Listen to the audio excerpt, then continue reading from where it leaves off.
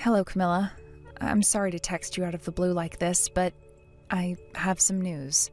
I'm sorry to say that your mother passed away a few minutes ago. She went very peacefully, just like she was going to sleep. She didn't suffer or struggle or anything.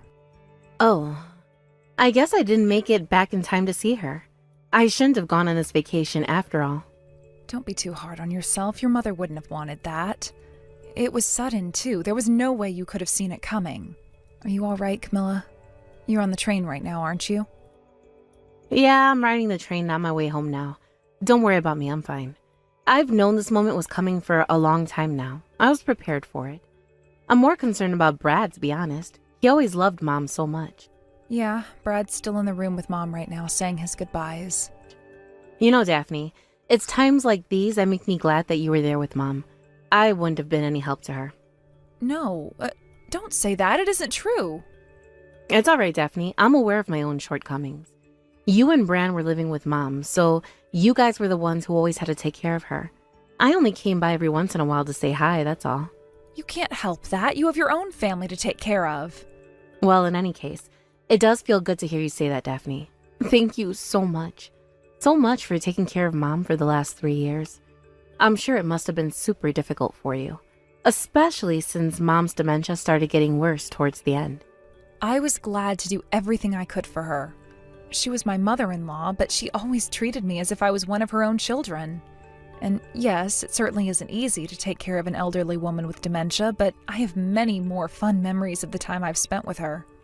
I know that there's no one but you that Mom would have wanted taking care of her. Oh, thank you for saying that, Camilla. That's so sweet of you. Again, I'm just being honest over here. I kind of feel like I wasn't a very good daughter to my mom. I mean, I'm her actual biological daughter, but I haven't been able to do a single thing for her for years. I'll bet she was angry at me for not being there when she died. No, Camilla, I know that's not true. Back before she lost consciousness, she was always telling me to tell you that she loves you and hopes you're enjoying your life. Really? I don't know. I always thought that I was nothing but a burden on my mom. I wasn't even around much to help her in her old age, so I wouldn't be surprised if she had completely forgotten about me. Well, I don't have any kids of my own, so I can't say this from experience, but I'm sure that children always have a special place in their parents' hearts. So please don't think that she was bitter or angry at you. That isn't the case at all. Wow, you really are a sweetheart. You know that, Daphne? I'm just saying what I really think. I know this is a difficult time for you, but we'll be here for you when you get here. So please, take care on your way. Thanks, Daphne. Will do. I'll probably be there in about 3 hours or so. Do me a favor and let Brad know I'm coming too, okay?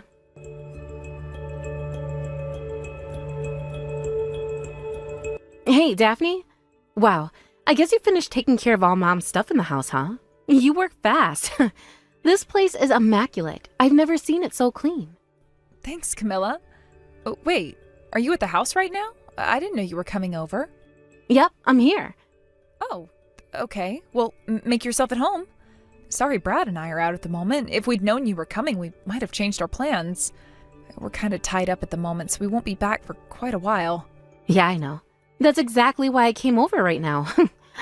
Huh? Make sure you have all the rest of your stuff out of the house by the end of the day, okay? What? Camilla, what are you talking about? Okay, so the other day, Mom's lawyer came by my house. He brought Mom's will with him, and he said he needed to read it to me. And guess what it said?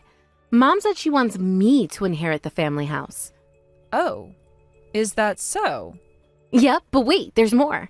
She also said that she's not leaving Brad anything. Not one single cent. Not 1 square inch of property. Nothing. But that doesn't make any sense. I don't understand. Brad and his mom always had an incredibly close relationship. What's the matter, Daphne? Are you crushed to hear that Mom didn't leave anything behind for you? What, is that the reason you took care of her for all these years? You just wanted your piece of the pie when she died? No, that's not true at all. I was never going after her money. It's just, well, it just doesn't make sense. She didn't leave anything to Brad? Nothing at all? I find that incredibly hard to believe. Yeah, well, I am the oldest child in the family. I guess she must have just loved me more than him.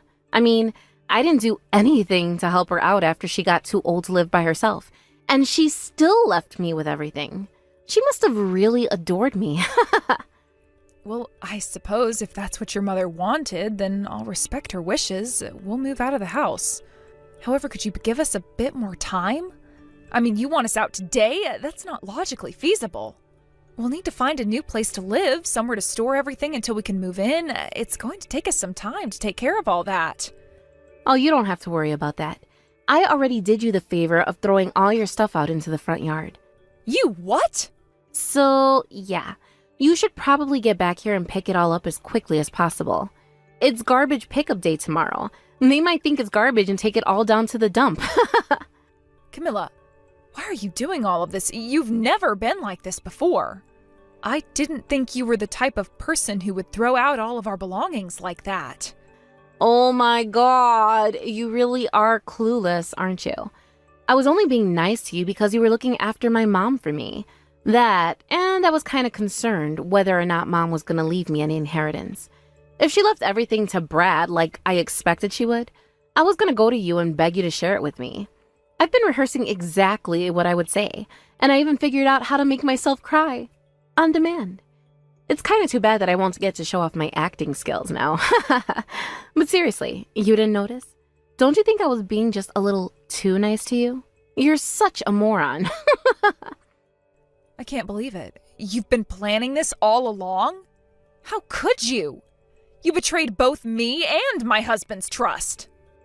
Yeah, go ahead. Call me what you want. Get it all out of your system. Nothing's gonna change the fact that I'm getting everything, and you're getting nothing. And to think I was concerned about how you would handle your mother passing. You don't need to be concerned about me anymore. I'm gonna be rich. All you need to do is get back here and clear all your junk off of my property by the end of the day. Got it? Me and my husband are so excited about settling into our new house.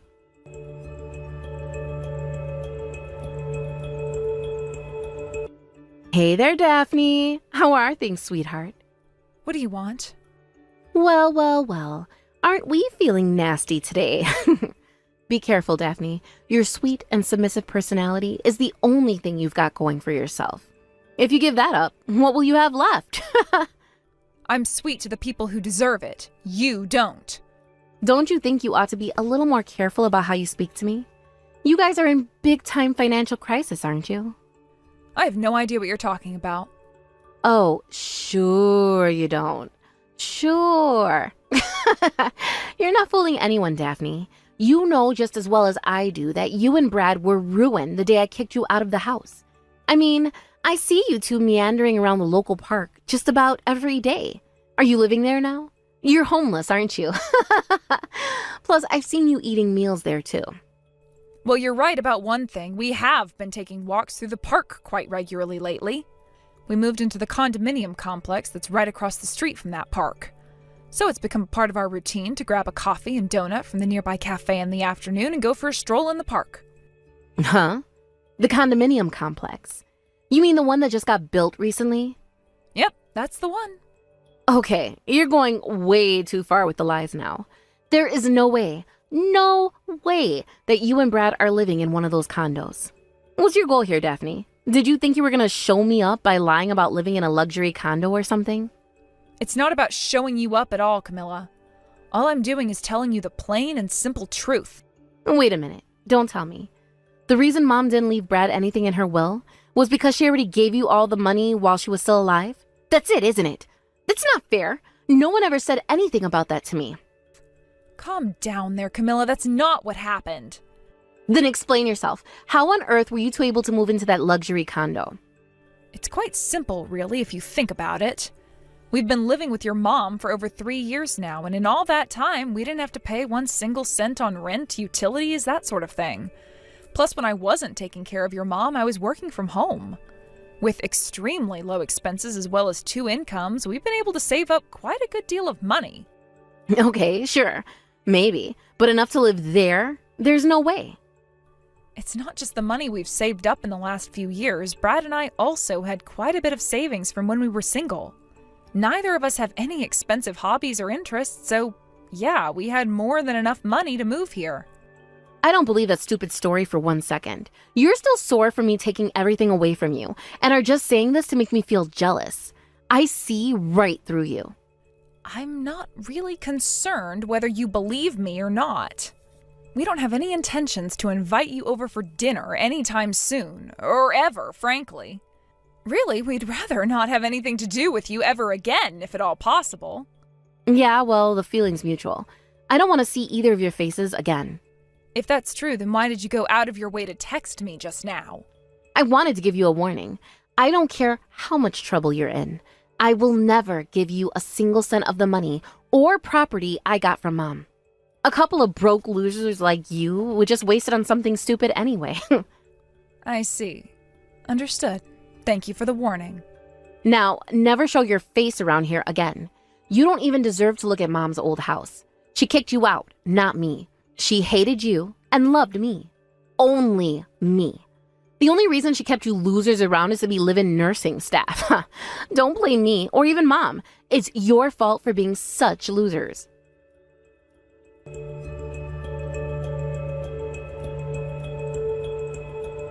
Daphne, are you there? Where's Brad? Is he with you right now?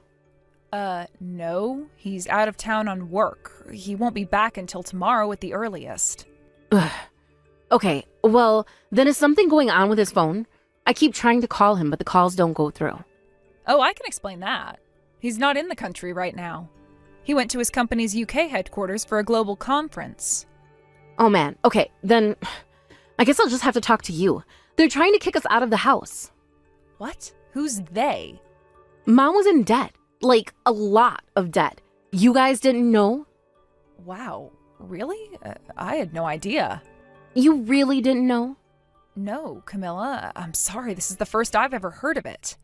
Mom had about $100,000 in her savings account, but even that isn't enough to pay it all off. I mean, we could even sell the house, and that wouldn't be enough to pay it off. And now I'm on the hook for that debt. Well, I'm afraid there's nothing that you can do about that. You were the sole inheritor of your mother's estate. That means that you get all of her assets, including negative ones. I had no idea she was in so much debt, but a bunch of guys in suits came by the other day and told me that I gotta pay. I asked them why, and they said that since I had spent some of her money and was living in the house, I have no choice. You might have known, but Brad had to have known. He tricked me. Oh, wait a minute. That reminds me. Before your mother passed away, she gave me a letter. A letter? What did it say? That's the thing. I never opened it. She said that I should open it if I ever needed answers. She also said that it wasn't her will, though. I had no idea what to do with it, so I just set it aside up until now. Yeah, well, I need some answers, so read it right now. Maybe she had more assets that she didn't tell us about, like a bunch of gold bars buried in the backyard or something. Okay, give me a moment. Hurry it up! I'm in the middle of a bona fide crisis over here. My husband is furious. He says there's no way he's gonna pay it off for me. If I don't get my hands on a lot of money fast, he's probably gonna divorce me. Oh, everything makes perfect sense now. Did you read it? What did it say? It says here that your mom's plan all along was to force her debt onto you. What? Back when your mom was still alive, you were taking money out of your mother's account without her permission, weren't you? Not only that, you took some of her jewelry and other valuable things, sold them, and kept the money for yourself. And despite all that, you would come crying to her all the time, saying you had no money and needed help. I have a family to support. We've gone through some hard times. I thought I could count on her to support me. She was my mother, after all. From what your mother says, you were asking her for quite an unreasonable amount of money. She also recounts what you said to her when she came to you and asked you to help her out around the house. I have way better things to do with my time than babysit an old woman. Did you really say that to your own mother? Jeez. She also said that after she was diagnosed with early signs of dementia, she noticed that anytime she left you alone in a room with her wallet, a few bills would mysteriously go missing. But apparently, the thing that finally pushed her over the edge was when you stole the ring that your father gave to her on their anniversary and sold it for scrap gold. I don't believe it. She remembered all that stuff? She was only in the early stages of dementia when she passed away, Camilla. Do you know how dementia works? You don't suddenly forget everything overnight. And even if dementia gets worse, there are times when people remember things very clearly and times when they forget. It's a pretty unstable condition. So you mean to tell me that my mom really was mad at me all this time? Well, based on a simple reading of the letter she gave me, I'd say yes, she was very mad at you. She got so sick and tired of you stealing her things, she decided she would put a stop to it. She took out a large loan and simply left it in her account. And you took the bait. Wait, hold on. That means the money I was taking out of her account, that wasn't hers? That was the money she borrowed? Yep, that's exactly right. She was also deliberate to only make payments on the interest so that you would be left with the full amount of the principal. I can't believe it. How could she do this to her own daughter? Considering all the terrible things you did to your own mother, I'd say you don't have any room to complain. I've got plenty of room to complain. I'm screwed. What am I supposed to do now? Don't ask me. I guess your best option is to sell the house and work off the rest. But if I sell the house, where am I supposed to live? I'm pretty sure there's a nearby building where you can get a studio apartment for about $3,000 a month. I can't live there. Are you kidding me? Oh man, what am I gonna do? Wait, you're living in that sweet luxury condo, aren't you? Let us live with you. No. Why not? It's not like you're using all the space. You don't have any kids or anything. It's just the two of you. You can let us stay in your spare room for a few months. The issue isn't whether or not we can. We have no responsibility or duty to help you out at all. Don't you understand how much debt I just got thrown onto me? I have a pretty good idea, but I also don't see how that's any of my problem. You have to help. I'm your sister-in-law. Brad's my younger brother. I distinctly remember you saying that you didn't want to see either of our faces ever again. I'm sorry. I'm really, really sorry. I'm sorry for kicking you out of the house. I'm sorry for rubbing it in about you guys not getting any inheritance. I'm sorry for everything. I don't need or want an apology from you. There's nothing you could say or do that would get us to forgive you for what you've done. Well, maybe you won't forgive me, but what about Brad? I know that he'll help me for sure once he knows how much trouble I'm in. He's always loved me, ever since we were little kids. I'm his big sister. He explicitly told me that I don't need to waste any time dealing with you anymore. But then why did you even respond to my text just now? Actually, I turned off notifications for you a while ago. I was planning to block you, but I never got around to it until now. I was about to do just that when I saw you had texted me. You seemed like you were panicking about something, so I thought it might be entertaining to see what your problem was. And boy, oh boy, was I right. You're the worst. I'm in the biggest crisis of my life right now, and you're mocking me? I'm the worst? If I was the worst, then why are you the one that got stuck with all that debt instead of me? Please, Daphne, please, I'm begging you. It's fine if you don't want to let us live with you, but can you at least give us some money? If you can afford to live in that condo, then you have to have enough savings to give us a hand. I wouldn't even loan you $100 if I had Elon Musk kind of money. Come on, Daphne. I don't want to deal with all Mom's debt. You're the one who drove her to take out all that debt, Camilla. Not to mention your mother never even used any of the money she borrowed for herself. That was all you. You spent the money and now you can pay it back. I already told you I can't. Why won't you help me out? I'm practically on my knees begging you. After everything you've done and said to us, do you really expect I'd roll over so easily and help you out? I already apologized to you for all that stuff. You want me to apologize again? Fine. Sorry. There. I said it again. How about now? I'm sorry, Camilla, but even if I wanted to help you out, I can't. We don't have any money to give you. You're lying. You bought that condo, didn't you? Then you have to have some money. Oh, don't get me wrong. We do have money. We just don't have any money to give to a low-down, conniving, lying, deceitful woman like you. Seriously, you've got some gall, Camilla. You told us that you never wanted to see us again, but now you're coming around and begging for handouts? Have some dignity. It's not like I want to have to beg you for money. It's all my mom's fault for sticking me with this massive debt. She deceived me. I'm the victim. Sure, you may have been deceived, but don't think for a second that you're the victim here. If you're a victim at all, you're only a victim of your own misdeeds. Don't be mad at me, be mad at yourself.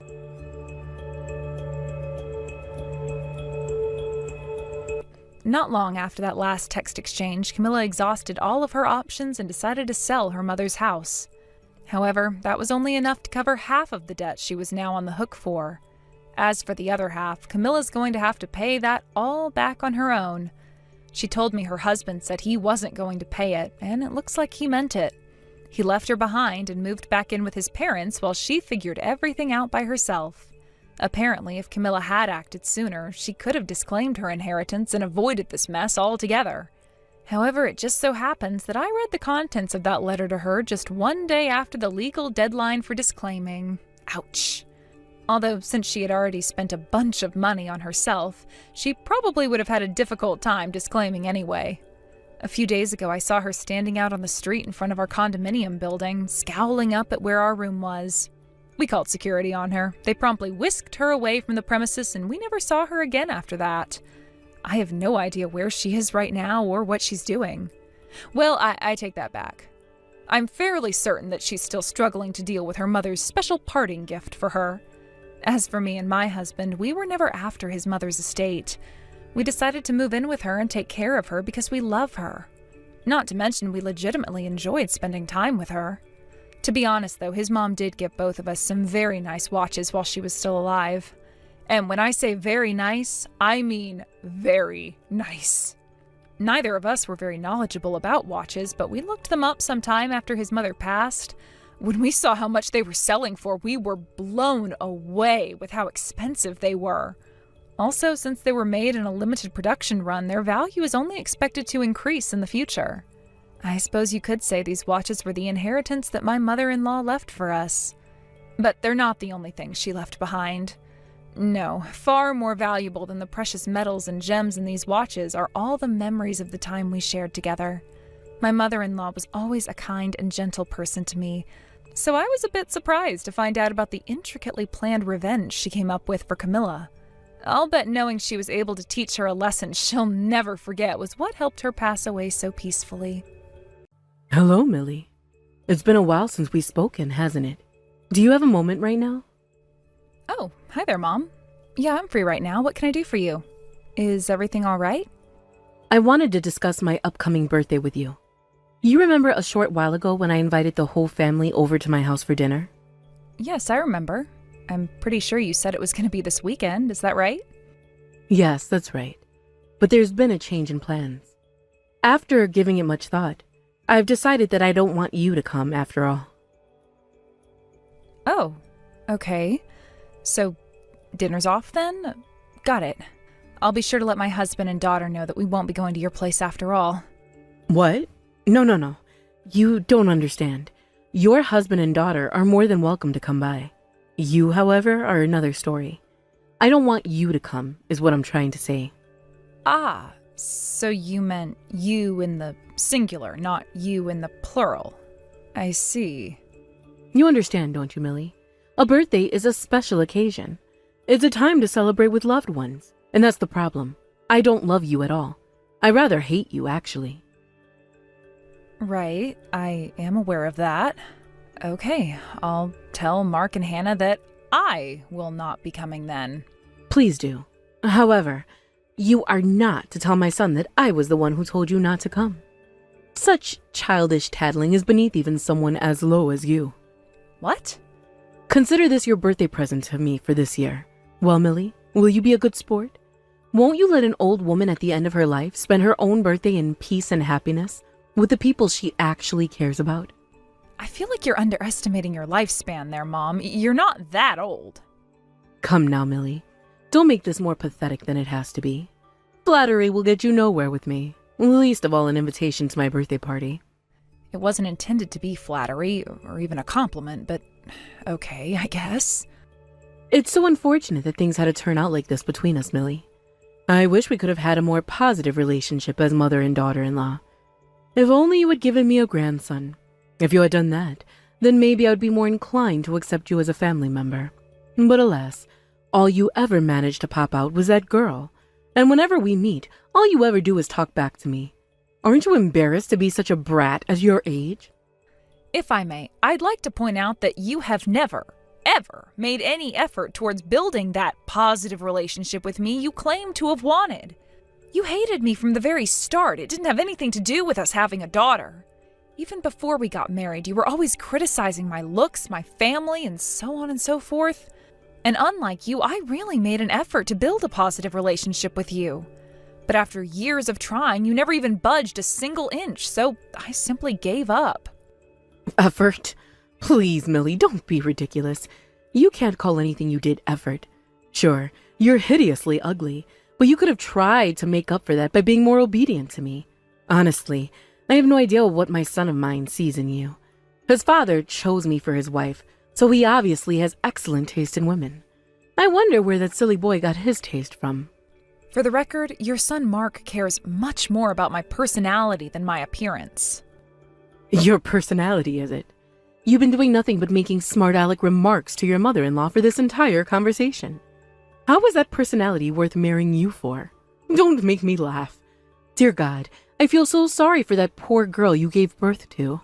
I can only pray that Hannah doesn't turn out like you. It seems she has her father's looks, at any rate, so at least there's that. But if she inherits your horrendous personality, it will be all over for her. Her life will be full of nothing but disappointment and heartbreak. Uh-huh.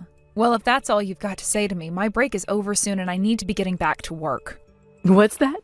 Nothing to say for yourself this time.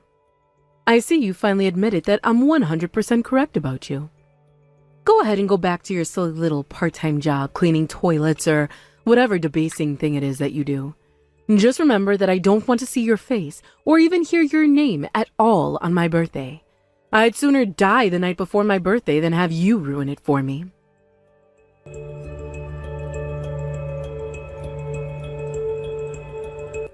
Hi, Mom. I need to talk to you about my daughter.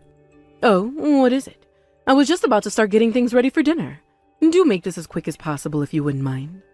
Trust me, I don't want to have to drag this out any longer than I have to. It's about the birthday party at your house from last weekend. You said quite possibly the worst thing I could imagine to my daughter. Oh, I did, I'm sorry. Nothing's ringing any bells. I don't have the foggiest idea what you're talking about. Don't play dumb with me. You told Hannah that Mark isn't her dad.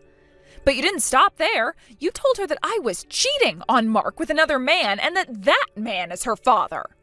I am racking my brain to think of what possible reason you could have had for saying that to her. Do you have any idea how much pain you caused her? She didn't get over that for days. Why did you say that to her? Explain yourself. Oh my goodness, no. She actually believed me? Well, that was nothing but a silly little joke. Hannah is 3 years old, Mom.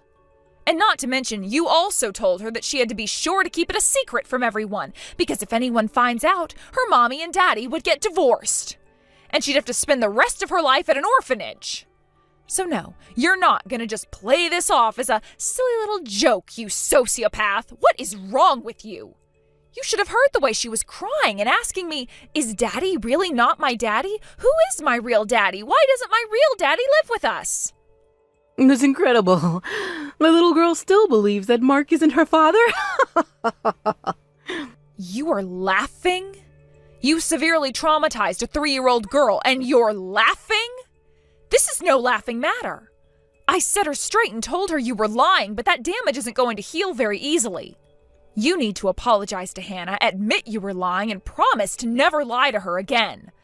That's the bare minimum that you have a responsibility to do. Don't be ridiculous. It was just a simple joke. I haven't done anything worth apologizing over. If anything, all of this is Hannah's fault. What? How can you possibly blame Hannah for what you did?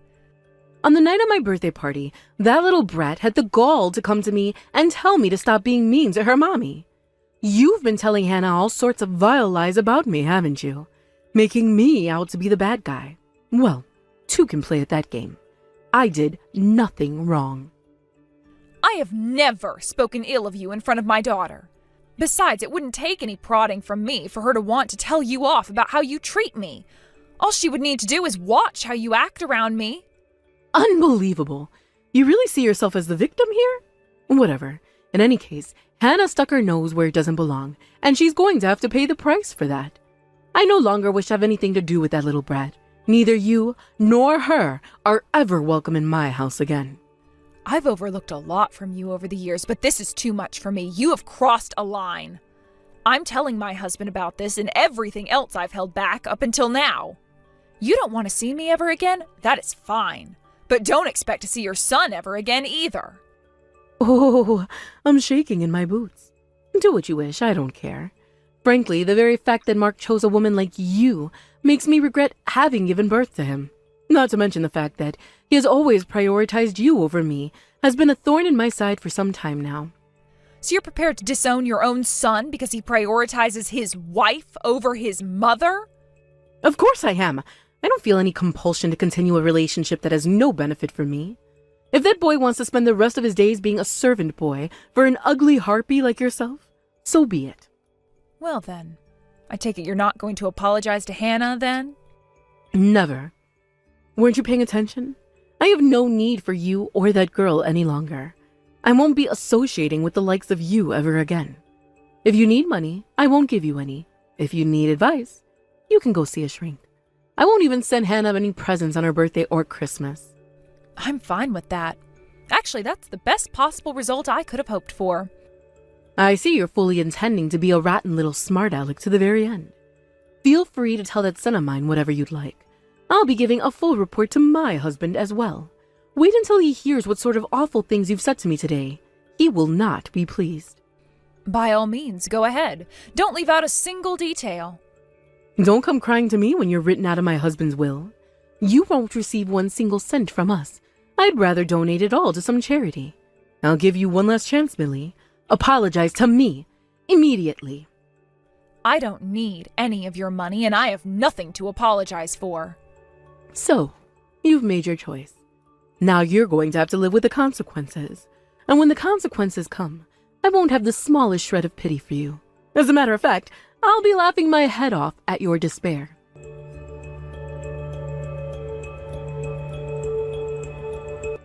Millie! Hannah came over to my house just a moment ago. Really? Did she say anything to you? It seems she wanted to get back at me for telling her that Mark wasn't her father at my birthday party. She was so angry, that stupid little girl. My daddy is so my daddy. She sounded so pathetic. I guess my worst fears came true. That poor girl really did inherit your awful personality. I see. And what's this about you getting a DNA test? You went to all that trouble over an innocent little joke? How embarrassing for you. I told you how traumatic it was for her. I wanted to do whatever I possibly could to reassure her that her father was, in fact, her father. I was doubtful a child as young as she was would even understand the significance of a paternity test. But it looks like just knowing that we can prove it was enough for her to be at ease again. Well, I'm terribly sorry to hear that. Sorry? What do you mean? I'm sorry to hear that Hannah actually is Mark's daughter. Imagine if that's what the results showed, and it would have been fantastic. That awful brat would have probably ripped her hair out. She'd be so sad. Not to mention you and Mark would have had a massive fight. You probably have even gotten divorced. Yeah, about that. You got the parties mixed up a little bit, but all of that is going to happen in short order. In fact, my husband is crying right now. What? What is he crying about? He's crying because he just found out that your husband isn't his real father. What? I don't understand. That was the result of the paternity test he took. We didn't just test Mark and Hannah for paternity. We tested your husband and Mark for paternity as well. Why? This doesn't make any sense. Why did my husband get a paternity test? He was concerned about Hannah, so we've been communicating back and forth for a while now. When we told him that we were considering getting a paternity test done on Mark and Hannah, he said that he wanted to get one done too.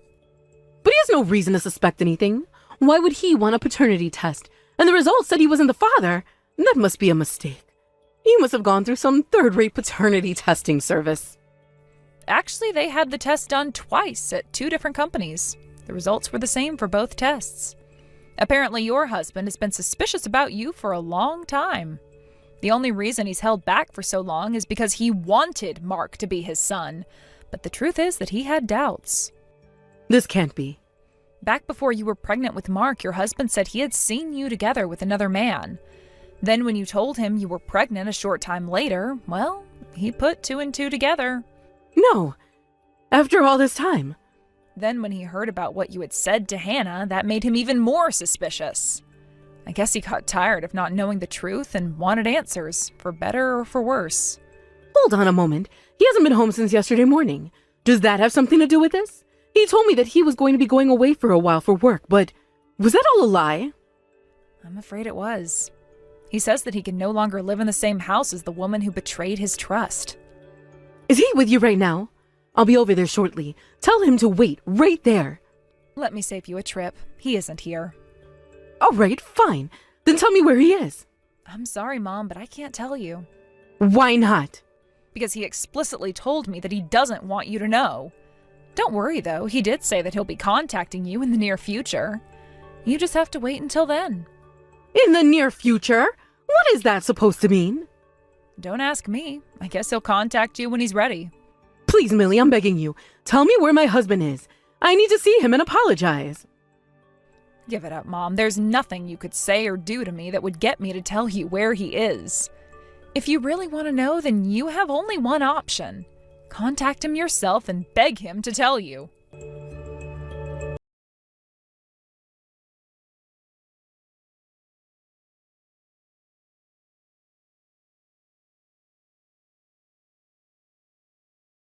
But he says he wants to divorce me.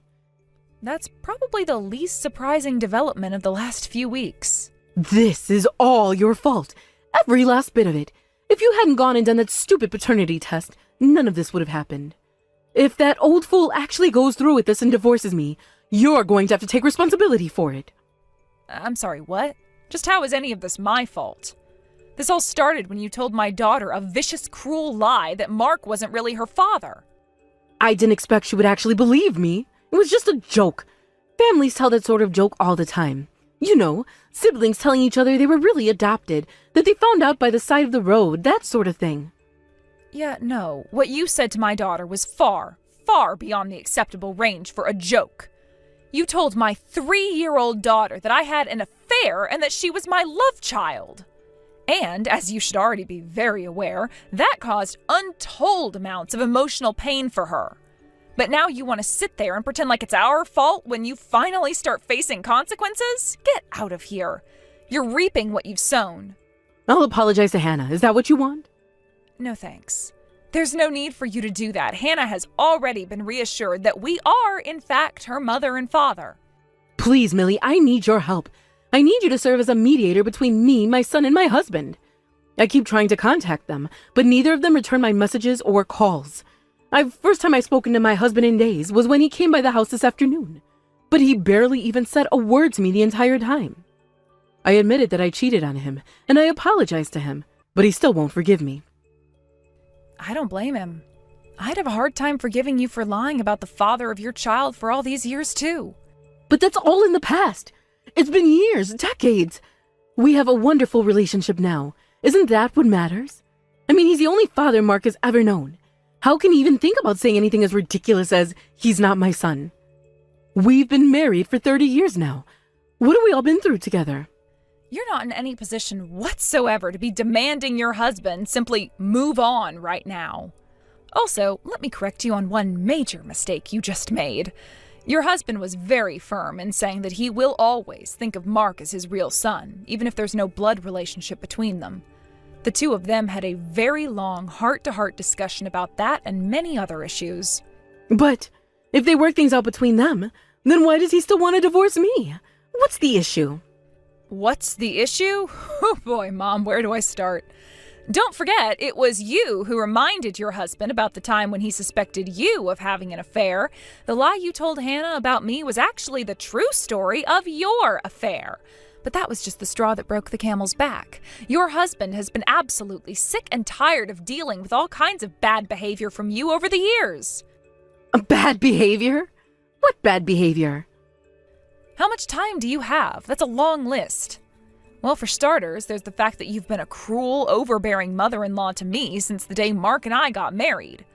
Then there's all the things you've done to your friends and neighbors. Remember the woman who you tried to sell one of your awful paintings to?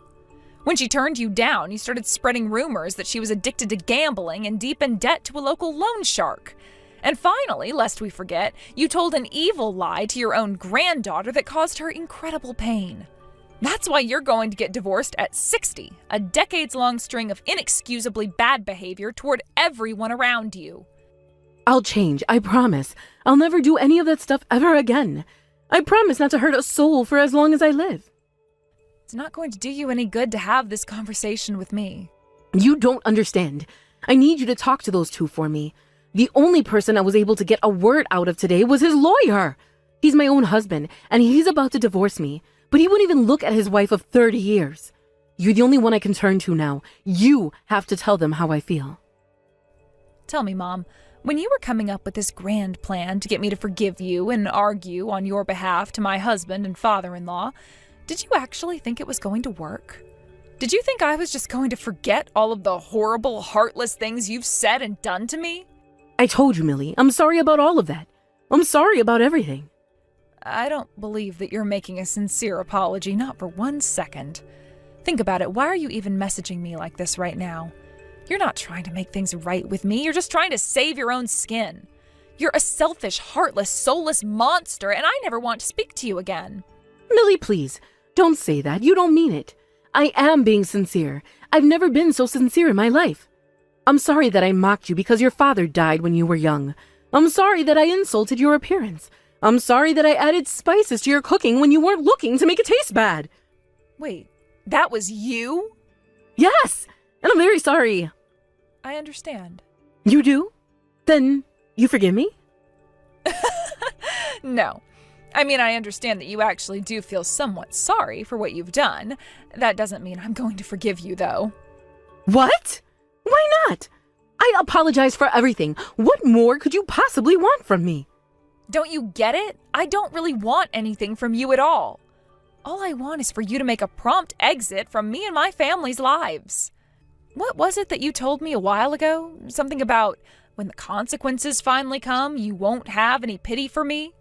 And that you'll actually be laughing your head off at my despair? Well, that's exactly what I'm going to do to you right now. I was only saying that out of anger. I didn't mean it. Even if that's true, so what? That doesn't change the fact that you said it. You can't unsay what you've said. Please, Millie, you've got to understand how truly, sincerely sorry I am. From now on, I'll treat you better than my daughter-in-law. I'll treat you like my own daughter. I'll never make a single more cruel joke at your expense ever again.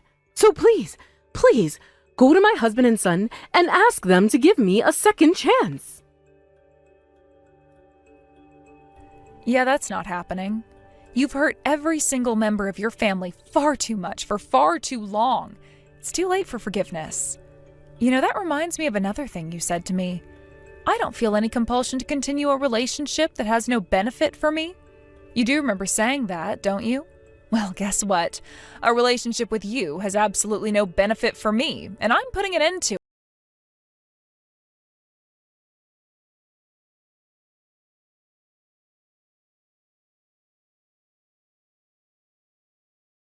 My husband's parents attempted to find some way to come to an amicable divorce, but there was nothing they could ever agree on, so they ended up going to court. In the end, however, my mother-in-law realized that she had no hope of winning anything close to a favorable judgment, so she finally agreed to settle and agree to an amicable divorce. I think what really drove the point home to her was seeing the firm, determined look on her husband's face in the courtroom.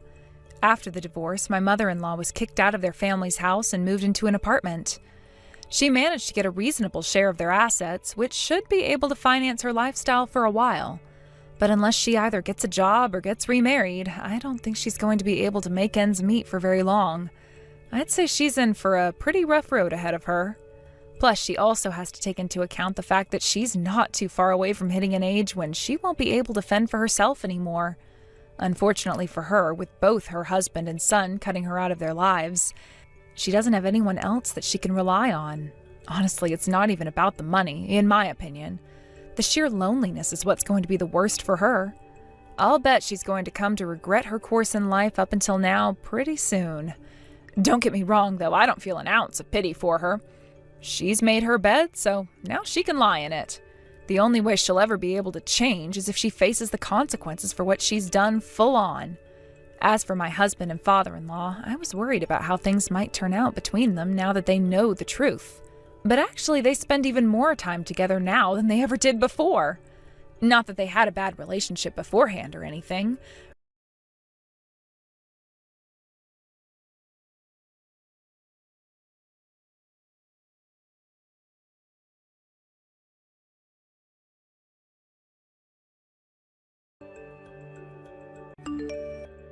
Hey Esther, I just wanted to congratulate you on your birth. I know that I'm a little late to send this message, but I was so happy to hear the news. Oh, thank you so much. And it's okay to be a little late. I feel like the brother-in-law gets a bit of a pass. Well, I appreciate you saying that. Was it really true that you had twins? That's crazy. Yes, it was even crazier giving birth to them, honestly. But I had 2 boys. Amazing. That just really is some great news. I really am happy for you to hear that. Thank you again for that, Jack. That's very sweet of you. Although I really think that the hard part is only going to be from here on out. I'm sure it won't be easy with 2 kids running around, but I am sure that the happy times will far outweigh the bad ones, right? I mean, you know that we have our son as well, and he's already a handful. I can't really imagine taking care of 2 kids at once. Yeah, we've already had our hands full with these 2 little ones. I didn't think that I'd already be this worn out, but anyways, thank you so much for reaching out and for your kind words, Jack. Of course. I almost didn't say anything because I assumed you 2 were so busy. But I'm really glad that you did, and your gift was just amazing. Those towels were so soft. I'm sure that they're going to be just perfect for when we have to bathe the twins. I really hope so. I got some ones that I guess our doctor recommended for babies.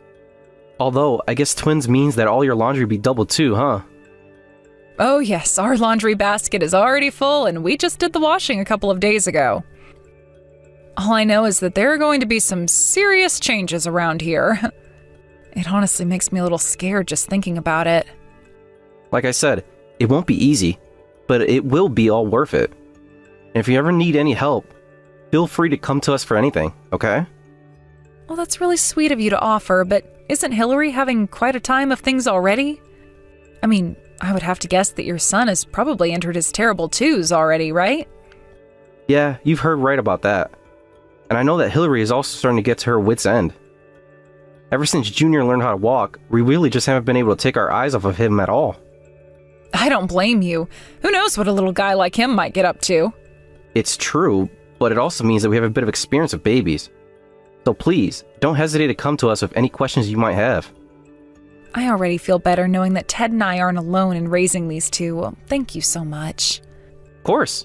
Although I'm sure that your parents have also offered just as much as I am here.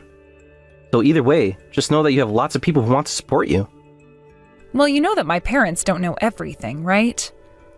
And of course they're helping us how they can, but it also doesn't help that my family lives so far away. And as for Ted's mother, well, I'm just getting a bit worried about her health. So it really does mean a lot to hear that you're so willing to be there for me. Of course. And if that's the case, then again, just know that you can come to me with anything. Excellent. I might just have to take you up on the offer one day. Although now that I say that, you should also know that I'm going to be getting a bit busy with work from here on out. And I'm actually going to be leaving on a business trip next week so that the house is going to be empty.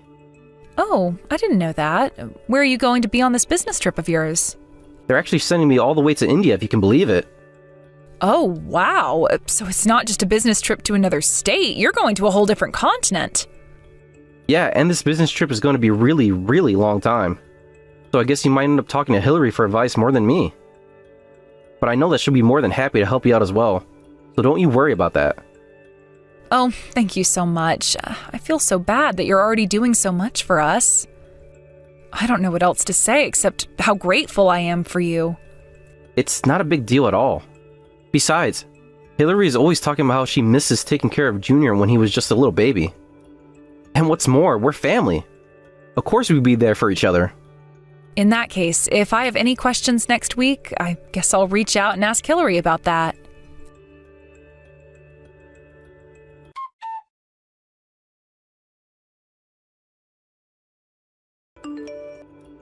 Hey, Esther, are you there? I'm really sorry to be asking this out of the blue, but I have a small favor. Oh, hey there, Hillary. What seems to be on your mind? If I can help you, then I'll do my best. Oh, thank you so much. You really are the best. You see, I would really, really appreciate it if you could look after Junior tomorrow. I know that it's sudden, and I'm really sorry to drop this on you like that. You want me to look after him tomorrow? Yes, if it's possible. You see, a close friend of mine actually passed away recently, and, well, tomorrow is the funeral. I would bring Junior if he were a bit older, but I don't think that he'll be able to sit still and stay quiet through the whole thing, and I'd really like to be there. Oh my gosh, Hillary, I'm so sorry to hear that. If you need me to watch Junior for that, then of course we'll take him for the day. Are you sure? I know that it's last minute, and I would hate to put you out, but I would have to leave him at your house early in the morning, and I wouldn't return until pretty late. Of course, you take all the time you need, Hillary. I really don't want you to have to worry about anything else. Well, thank you so much for understanding, Esther. This really means so much to me. After all, I know that your kids are still so small. Oh, you don't have to worry about the twins at all. Besides, we're family and we should be there for each other. And I really do understand why you wouldn't want to bring Junior to a funeral. That's obviously a place where you would want everyone to stay quiet and respectful through the whole thing. That's exactly what I'm thinking, and Junior is just in his terrible twos, and he is always running off, and I just don't think I'd be able to keep an eye on him. I was going to go and ask my parents for help with this, but they're just so strict. Well, not only that, but your mother-in-law might not be in the best shape physically to take care of small children. It really is true, though. Ever since my dad passed away a few years ago, my mom's condition has only worsened. I've lost track of the amount of times we've had to take her to the hospital. And we would hate for one of the kids to accidentally pass something on to your mom. I heard that her immune system really isn't what it used to be, so I think it's best if we watch your kids. I would just be so sad if something happened to your mom because she was watching the kids. I am so happy that you understand where I'm coming from. I just feel bad because I have parents, but I can't really ask them for much. So I'm sorry that all of this ends up falling more on you. Oh, you really don't have anything to apologize for at all. After all, my parents live quite far from here, so I understand. I really do wish I had more people who I could go to ask for help, but I think that you're really the only person that I can go to now that Jack is off on his business trip. Oh, that's right. I had almost forgotten. I can't believe that his work sent him all the way to India. Yeah, but he's always going on business trips. This is just the first time in a long time that he's had to go so far away. But it isn't easy either way since he spends so much time out of the house, especially now that we have Junior. I know, it's like you're practically a single parent. That really can't be easy on you at all. But I can relate with how busy my husband is as well. I feel like I do all the parenting around here. Oh, yes, I forgot how busy his work likes to keep my little brother. But you would think that they'd be a little more understanding since you two have twins now. You would hope so, but I don't see that happening anytime soon, to be perfectly honest with you. And now that I'm taking time off of work, I feel bad because now Ted has to work even harder. I mean, twins are literally twice as expensive as having just one baby. And having one baby is already expensive enough, I would know. But I guess maybe this is just our lot in life, isn't it? I suppose for now it might be, yeah. But I'm just really glad that I have someone who can emphasize with the kinds of things that I've been going through now. It's good to know that we both have someone we can count on if we need any help, and thank you so much for agreeing to take Junior. If you ever need a rest for your twins, you just let me know, okay? Whenever I'm free, I'm more than happy to take care of them now and then. Well, thank you so much for saying all of that. It really does mean so much to me. To be honest with you, I've been getting so little sleep lately that every day is starting to feel like a haze. Oh, I understand that. I remember when Junior was a baby, he used to keep Jack up at all hours of the night. I wished so badly I had someone I could ask for help then. Of course, I can completely see why. I mean, one kid or two kids, it's too much work for one person to do. Well, don't you worry about things from now on. You have someone that you can talk to when it gets hard, and who'll help you when they can. It really does make me so happy to know that I have such supportive siblings-in-law. Of course! After all, that's what family does, right? What kind of family would we be if we weren't supporting each other? Well then, look out, because I just might be asking you for a little favor in the future then. As you should. Anyways, I will see you tomorrow when I drop off Junior at your place. It shouldn't be too late in the morning when I do.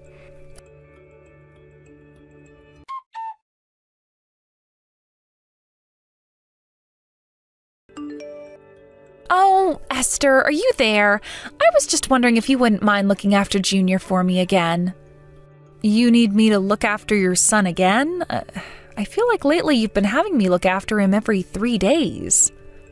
I know that it's been kind of often, but I'm just really busy with things here, and it would mean so much to me if you could do this. You know that I don't have anyone else that I can go to for these sorts of things, right? Right, but I'm just saying that it's not even been a month since the first time you asked me to watch Junior.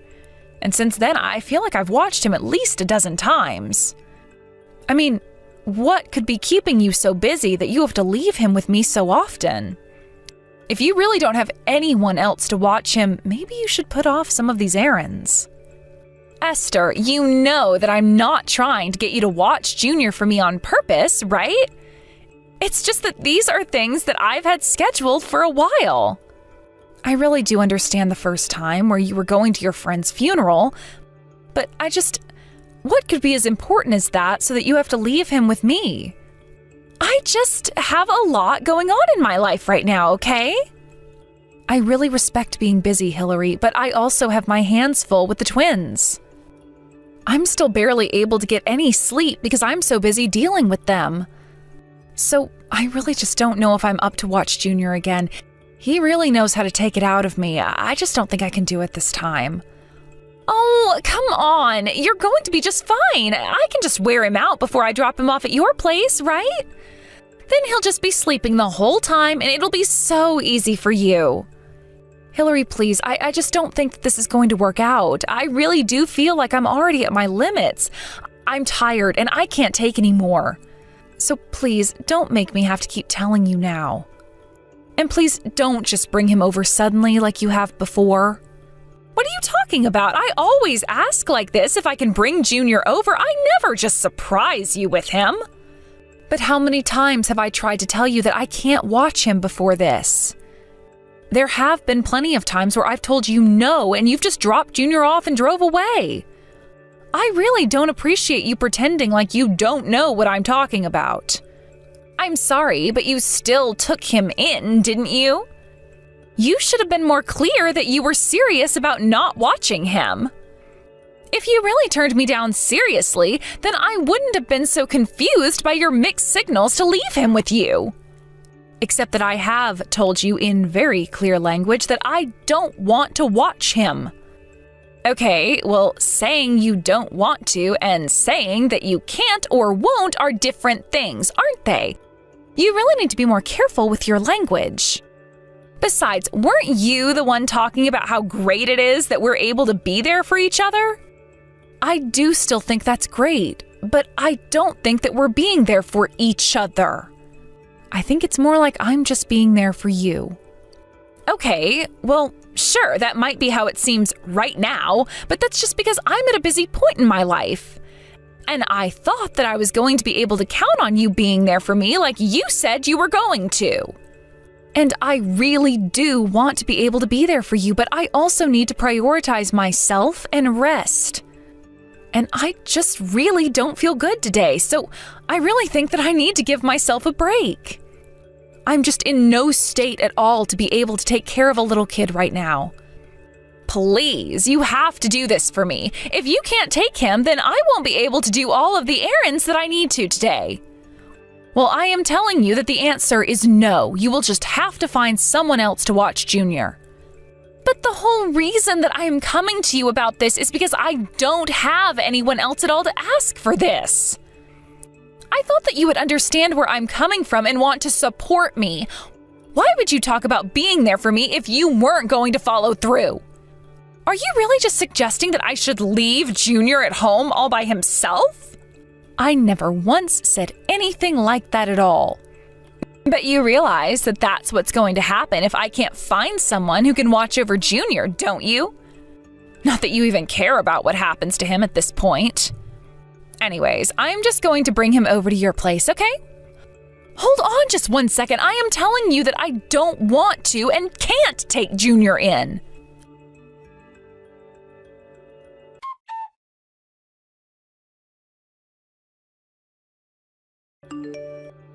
I am so sorry, but something came up and I just really need someone to look after Junior today. I should be there in 10 minutes with him. Thanks so much for doing this. No, this is not going to happen, and you really need to cut this out. I don't ever want you to bring Junior around here again. Do you understand? Wait a second. What? Why are you acting this way towards me? You're being so mean. You were the one who told me that I needed to speak to you clearly when it came to this, right? So I am using very strong and clear language to make it clear that I am not going to watch Junior now or ever again. Now tell me, do you understand what I'm saying to you? You are just so horrible. Do you know that? Are you trying to make fun of me or something? I'm not making fun of you, but I'm turning you down. You said that you're on your way with Junior. So I am telling you that I will not be taking care of him. You really have some serious nerve talking to me like that. You think you're better than me? You think that you don't have to help me out? Don't you realize that I'm your sister-in-law? You owe me this. We're family. I really don't think that you get how family works. I mean, you may be my sister-in-law, but that doesn't entitle you to anything. And quite frankly, I really don't want anything to do with you anymore. But I don't understand. Where is this even coming from? Why are you acting this way? I'm only asking you to look after one kid. Are you really telling me that you won't do this for me? I need someone to watch Junior. I don't have anyone else that I can go to. Don't you get that? Well, I think that I have done more than my fair share of helping you out. You've been asking me for help over and over again, and you haven't listened to what I have to tell you at all. And now I just really don't feel like helping you out anymore, okay? And the reason is because you have been forcing me to help you this whole time. I haven't been forcing you to do anything. You told me that you wanted to help me, and I'm just taking you up on the offer. I mean, you already had twins. What difference does one more child make? Besides, we're all family here, aren't we? The fact of the matter is that you're my sister-in-law and I'm older than you, so you need to do what I tell you. That literally makes no sense at all. We're both adults. Why should I listen to you just because you're older? I've been there for you this whole time, and you have really taken advantage of my kindness. But now I am standing up for myself and telling you that I am not going to watch your kid anymore. But you have to. I actually don't have to, thank you very much. My house is not a daycare. Do you understand me? You hardly even leave the house. It's not like you don't have the spare time to be able to do this. I don't get why you can't watch him for me. Are you seriously going to burn your bridge with me over something like this? Don't you realize the effect that's going to have on interacting with the rest of my family? Good luck trying to be a good daughter-in-law when you're acting this way. You are the one who continues to drag Junior over here and drop him off without my permission. In fact, you've basically blackmailed me into doing that several times by saying that if I don't, you'll leave him all on his own. Besides, you're just asking me to watch Junior so that you can go and cheat on your husband. Excuse me? How dare you talk to me like that? Just who do you think you are to say something like that to me?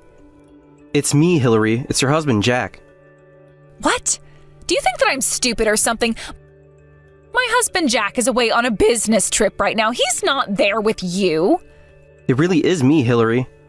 I got some distressing messages from Esther and came back from my trip. Although I will have to go back and finish my time there in a couple days. So then, wait, you've really come back? That's right. Now, what is all this that I'm hearing about you making Esther look after Junior? Because since I've been away, you've been telling me that you've been at home with our son all day. This can't be happening. Please tell me this is some kind of joke. Did you really come all the way back just because of what Esther was saying? Well, you were hardly even replying to my messages before now, so I felt like I didn't have a choice. And Esther was telling me all about how you've been leaving Junior with her. So I thought that something must be up back home. I started to do some digging, and that's how I found out about the affair. I know that you've been seen coming in and out of a hotel with some young man. I know that you've even taken him into our house before. I have photo evidence, so don't try and deny it. No, you've got this all wrong. This is just one big misunderstanding. Oh, really? And just what do I have wrong here, huh? I mean, me and that guy, we weren't actually seeing each other. I was just with him to kill time, but it really wasn't serious. You have to believe me. So you decided to cheat on me to kill time. Is that what you're telling me? I guess I just thought that you had found a better way to spend your free time while I was away. I don't even know what to say to this. You have to know that I never meant to hurt you at all. Then let me tell you what's going to happen next since I have to return to India. I'm going to hire a divorce lawyer and you're going to sign whatever paperwork he gives you that ends our wedding. Got it? Then I'm going to sue you for your affair and make you pay for cheating on me. Finally, I'm going to get full custody of Junior and take care of him. No, you can't do that to me. It isn't fair. Please, Jack, can't we talk about this? You can't just destroy my family like this. I don't want to lose you or Junior. Well, you should have thought about that before you chose to run around with some other man. I thought that losing us like this would have been just what you were hoping for. Of course not. I would never want to lose either of you. I don't know what I'd do with you both. Oh, please don't do this to me. Why are you so upset about losing Junior now? It's not like you were spending all that much time with him since I left. You were just leaving him with his aunt while you had all the fun you wanted. Please, Jack, you have no idea how hard it is being a single mother like this. I needed a break, that's all. I really am not interested in whatever excuses you've come up with to try and excuse this. I want a divorce, and that's final. But you can't just decide that. You and I have to talk about this. Why? You were the one cheating on me. You were the one finding ways to get rid of Junior for the day. And you were the one forcing Esther to take care of him. You've only cared about yourself this whole time, and suddenly you think that we have to care about what you want? I'm never, ever going to forgive you for what you've done, and if I never see you again, I'll be happy. Anyways, you'll be hearing from my lawyer soon enough. Please don't make this take any longer than it needs. You can't just end the conversation like this. Please, Jack, there is still so much more to talk about. Jack, please come back. You can't just leave me like this. Jack? Hello? Esther? Is anyone there?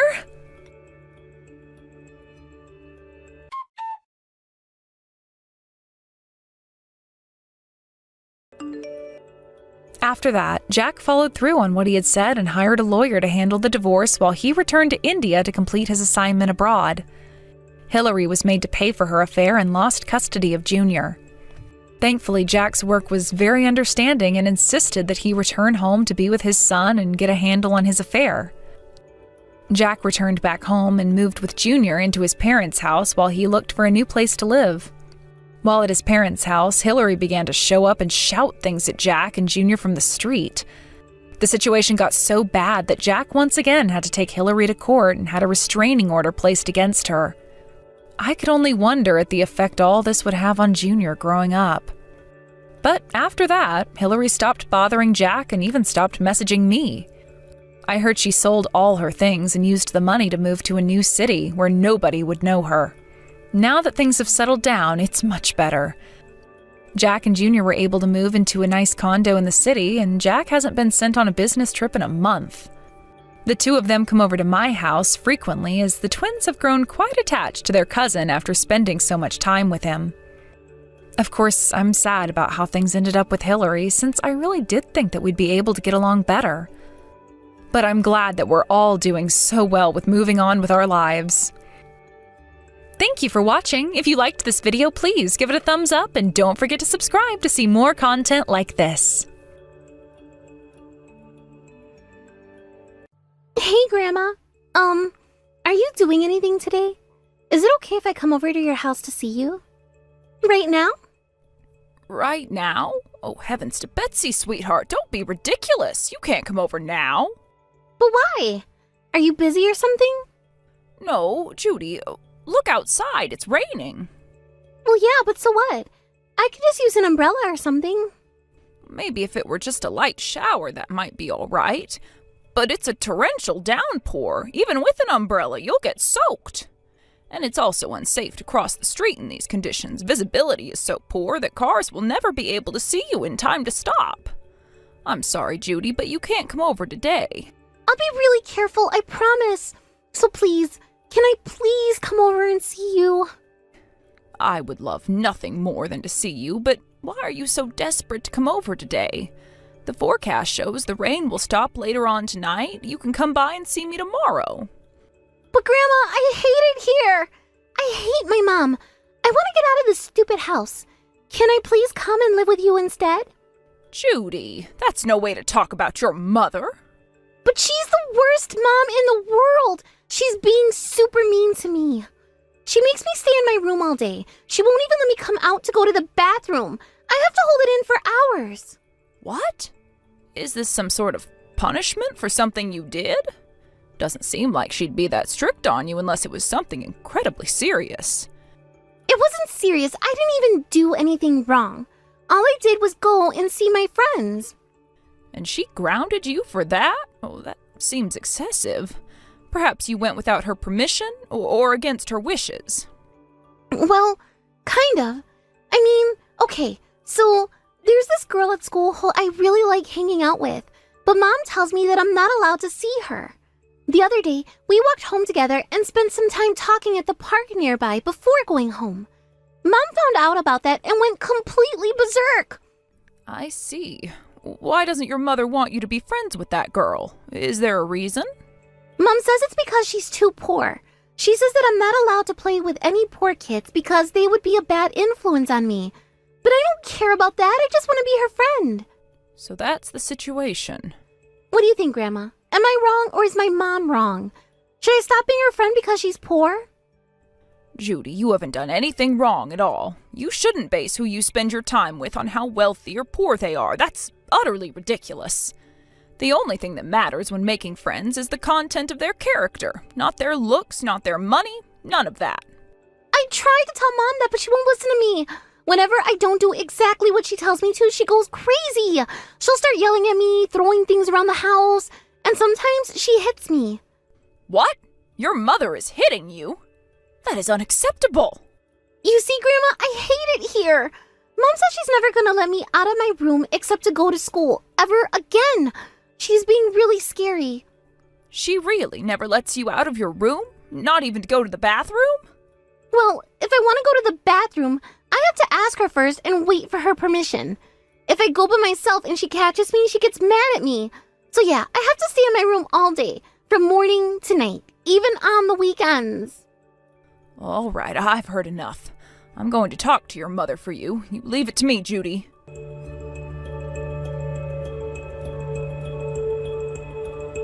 Angela, do you have a moment? I need to talk with you about something important. Huh? What do you want, Mom? I take it you're done with work for the day, yes? I spoke to Judy earlier today. She told me some things that were deeply concerning and, quite frankly, disturbing. You need to stop being so harsh on your daughter, Angela. What are you talking about? I'm not being harsh to her at all. Don't play dumb with me. What sort of nonsense has Judy told you this time? I can guarantee you it's all stupid lies. According to Judy, you're locking her up in her room all day, and you've even been physically violent toward her. Why would you do such awful things? I'll have you know, Judy told me in no uncertain terms that she wants to move out of the house. Oh my God, I don't believe this. She went and tattled on me to you? What a little brat. I'll have to have a little talk with her about that later. Anyway, she's just being dramatic and making a big deal of nothing. All I'm doing is teaching her a little discipline. Discipline? You think this is about discipline? She tells me you force her to stay in her room all day and you won't even let her out to go to the bathroom. That is going way over the line. Yeah, well, if she would drop the teenager attitude and do what I tell her to do, I wouldn't have to be so hard on her. In any case, this doesn't concern you, Mom, but out of my family's business. I am your family, Angela. I am your mother, and I'm Judy's grandmother. Judy was so troubled by the way you've been treating her that she asked me for help. So yes, this most assuredly is my business. And that's another thing I'm going to have to punish her for. She had no business dragging you into this. For the last time, Mom, stay out of this. I'm parenting her in the way that I see fit. Tell me, Angela, think back to your childhood. Did I ever hit you? Did I ever lock you in your room from morning till night? Did I ever forbid you from even using the bathroom? Where on earth did you get the idea to do such horrible things? Judy's not the same kind of kid I was, Mom. You have no idea how impossible she is to deal with. She refuses to listen to a word I say. Obviously, a kid like her needs to be dealt with much more harshly than a good kid like me. You have got to be kidding me. I'm not so old that I've forgotten what you were like as a child. Judy is far better behaved than you ever were. I have no idea where you get off saying otherwise. So no, there is absolutely no justification for you to be harder on her than I was on you. I don't believe what I'm hearing. You think Judy is better behaved than I was? You don't know anything about her. I have to live with her. I remember living with you quite clearly, Angela, and you were nothing but trouble. Oh, come on. You're so full of it, Mom. Well then, shall I give you a few examples of the sort of mischief you got up to? When you were in 3rd grade, you punched a girl in your class so hard that you broke her nose. In the 8th grade, you stole a boy's pencil case and returned it with all the pencils broken in half. They both had that coming for being jerks to me. I didn't do anything wrong. I wish I could go back in time. I should have made more of an effort to discipline you properly. I suppose this also has much to do with your father spoiling you rotten. Dad didn't spoil me. He just loved me. You know, like parents are supposed to do. He wasn't always nagging at me like you were. It was difficult for us to conceive since we started so late in our lives. Your father was so happy when you were born that he simply couldn't bring himself to ever tell you no. And as a result, you turned out exactly like I feared, selfish and vain. I can't throw all of the responsibility on your father, though. I share the blame as well. I'm your mother, after all. Who do you think you are, anyway? You can't talk to me like that. I'm your daughter. I'm telling you what you need to hear, precisely because you're my daughter. Consider this my warning to you, Angela. You need to treat Judy better, and you need to start immediately. If you don't, you will regret it. I'll make sure of that. Are you really going to sit there and lecture me like I'm still a child, Mom? I'm not a little kid anymore, Mom. I'm not living in your house, and I'm not living under your rules. Judy is not a possession. She's your daughter. Moreover, she'll be in middle school soon. She's more than old enough to make decisions for herself. You need to back off and allow her room to grow. She's a child. I can't let her make her own decisions. Are you insane? If I let her make her own decisions, she's going to end up addicted to drugs, pregnant, in jail, or some combination of the three. You aren't giving Judy anywhere near the credit she deserves. I know that girl is as smart as they come. You can trust her. Unless you let her run her own life to the extent she's capable of, she'll never grow. At the very least, she's more than capable of choosing her own friends. No. She can't do that. There's nothing, not one thing that Judy can do by herself. She needs me to be there for her, to guide her, to lead her. Are you really going to keep micromanaging her like this? Won't you let her have any say in where she goes, what she does, who she sees? You seem to have forgotten that your daughter is a human being. I know exactly what you're doing, Mom. I know exactly what you're doing. You're going to try and steal Judy away from me. What are you going on about now? You think I'm going to take her away from you? Why on earth would I do a thing like that? I always thought it was weird how much Judy liked you. Now I get it. You've been planning this all along. You're luring Judy in with sweet, tender lies, confusing her, making her like you more than me. All you can take her away from me. Well, I'm not going to let that happen. Get a hold of yourself. What's going on with you, Angela? You need help, dear. Please, would you come with me to a place where we can talk to someone that can give you the help you need? I'm not going to let you gaslight me like this. I'm not crazy. You are. Yeah, that's it. You've gone crazy. You're getting dementia or Alzheimer's or something.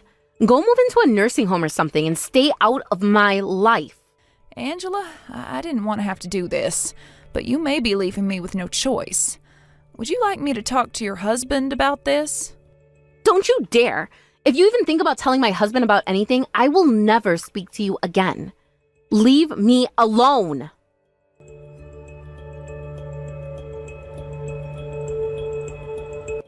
No, Grandma, it can't be. I can't believe that you're gone. Why? Why did you die and leave me all alone, Grandma? What? What in the devil are you talking about? I'm still as healthy as a horse. I feel like I've got at least another 30 years in me. Huh? Grandma! You're alive? Is that really you? Are you really alive? If I wasn't, how could I be sending you these texts right now? Good grief, as if the last week hasn't been strange enough. Now my own granddaughter thinks I'm a zombie. But my mom said that you... Wait, what's going on? That's what I'd like to know myself.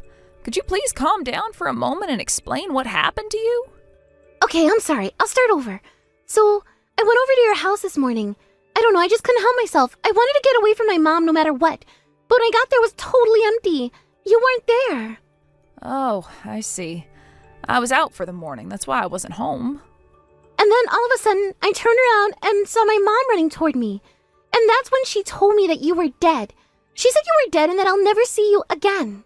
Unbelievable. Unbelievable first that your mother told you that, and also unbelievable that you believed it. But I tried calling your phone and you didn't answer. Yes, as I told you, I was out of the house and wasn't checking my phone. I had it turned off, actually. I was in the middle of a funeral for an old acquaintance of mine. Oh, Grandma, I'm so glad you're alive. When I heard that you were gone and I'd never see you again, I didn't know what I was gonna do. All I could do was cry. Don't worry, Judy. I'm going to live so long you're going to get sick of me before the end. I'll never get sick of you, Grandma. I love you. I want to be with you forever. I love you too, sweetheart.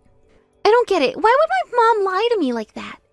I'd imagine it was to try and keep you away from me. Your mother isn't appreciative of how fond you are of me. I'll never let her keep us apart. I'm gonna get her for this. No, Judy, you'll do no such thing. You're going to leave your mother to me. I'll deal with her. Really? Yes, really. Before I do, though, I want to make one thing perfectly clear.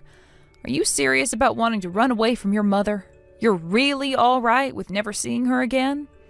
Yes. I don't need my mom. All I need is you, Grandma.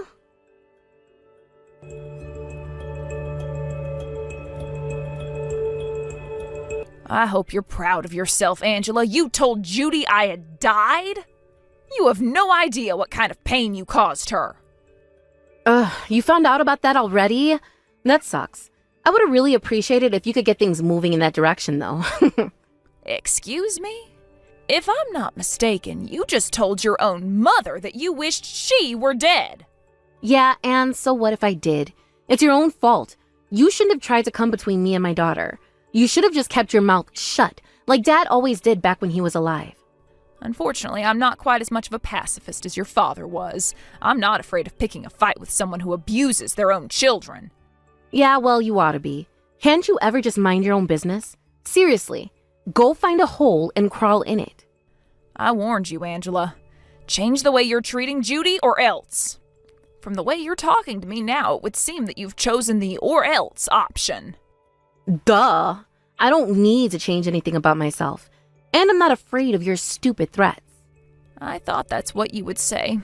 Well, then I suppose I've made the right decision after all. Huh? What decision? One of my neighbors has a son who works in the local government. When I talked to him about you and Judy, he told me that I would be well within my rights to contact Child Protective Services about you. You wouldn't dare. I already did, and I already contacted Judy's school as well. You what? I knew that nothing I could ever say to you would get you to change your ways, so I decided that my only option was to take Judy away from you by force. You have no right to do that to me. She's my daughter. I'm her mother. You can't take her away from me. You may have given birth to her, but the behavior I've seen from you lately shows me that you don't deserve to call yourself her mother. You have hurt Judy both emotionally and physically, and I won't allow it to continue. I will never let her go. She's mine. I'm gonna sue you for this, and I'm gonna tell my husband about what you're doing. He is not going to be happy. You're absolutely right about that, Angela. He isn't happy at all. I've already told him about everything. Oh, you went to the trouble and turned yourself in, huh? That makes my work easier. We're gonna hire the best lawyer in the state and sue the pants off of you. He went to law school. He knows a bunch of lawyers. You don't understand, Angela. Your husband is very unhappy with you.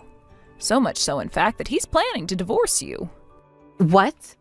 I realized when we spoke last that you weren't solely to blame for what you're doing to Judy. Your husband needs to rein you in. So I called him to give him a piece of my mind. It seems that he was leaving Judy's care solely up to you. Obviously, yeah. It's my job to take care of her. Yes, and you are failing miserably at that job.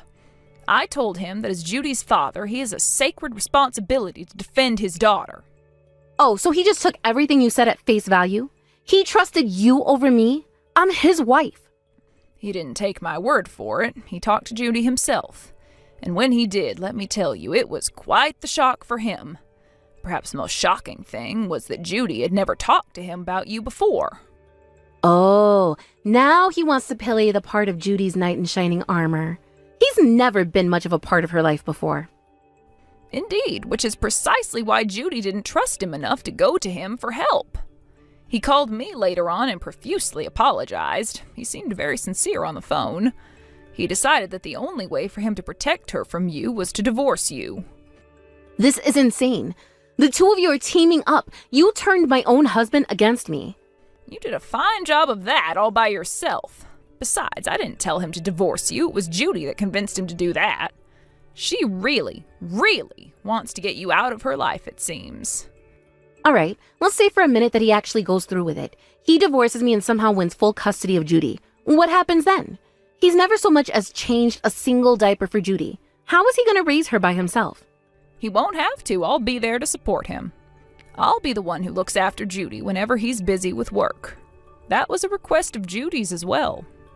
And how are you going to handle her? You're old. Not to mention, how's he going to make ends meet without my income? He can't afford the mortgage on his salary alone. You don't think I was prepared for that? I'll be able to help him out with whatever he needs until he gets everything sorted out for himself. Are you joking? You're living off Social Security payments. How much money could you possibly give him? Oh, you don't need to worry about that. I've got plenty of money to throw around. Wait, you do? You never told me you had any money lying around. Yes, that was intentional. I inherited a rather large sum of money from my parents. It's more than enough to support Judy until she's able to start living on her own. You had that much money? Why didn't you ever tell me about that? Because you have the financial sense of a drunken gambling addict. Don't tell me you forgot about how I paid off the debt you had incurred back before you were married. I was terrified of how much worse you would be if you thought you could rely on my money to finance your lifestyle. But I still can, right? I'm your heir, aren't I? I intend to burn through all of my estate before you would be set to inherit anything. Why? Sounds like you're the greedy one, not me. I'm not going to use it on myself, silly girl. I'm going to use it on Judy. Wow, Mom. Row. You're really gonna screw your own daughter over like this? You're the worst mother ever. After the way you've treated your own mother, daughter, and husband, I don't think you're in any position to judge me. Screw you, Mom. I hate you. There was a time when I would have been saddened to hear you speak to me like that. But not anymore. The time has come for you to take responsibility for the life you've lived, and I'm not bailing you out this time.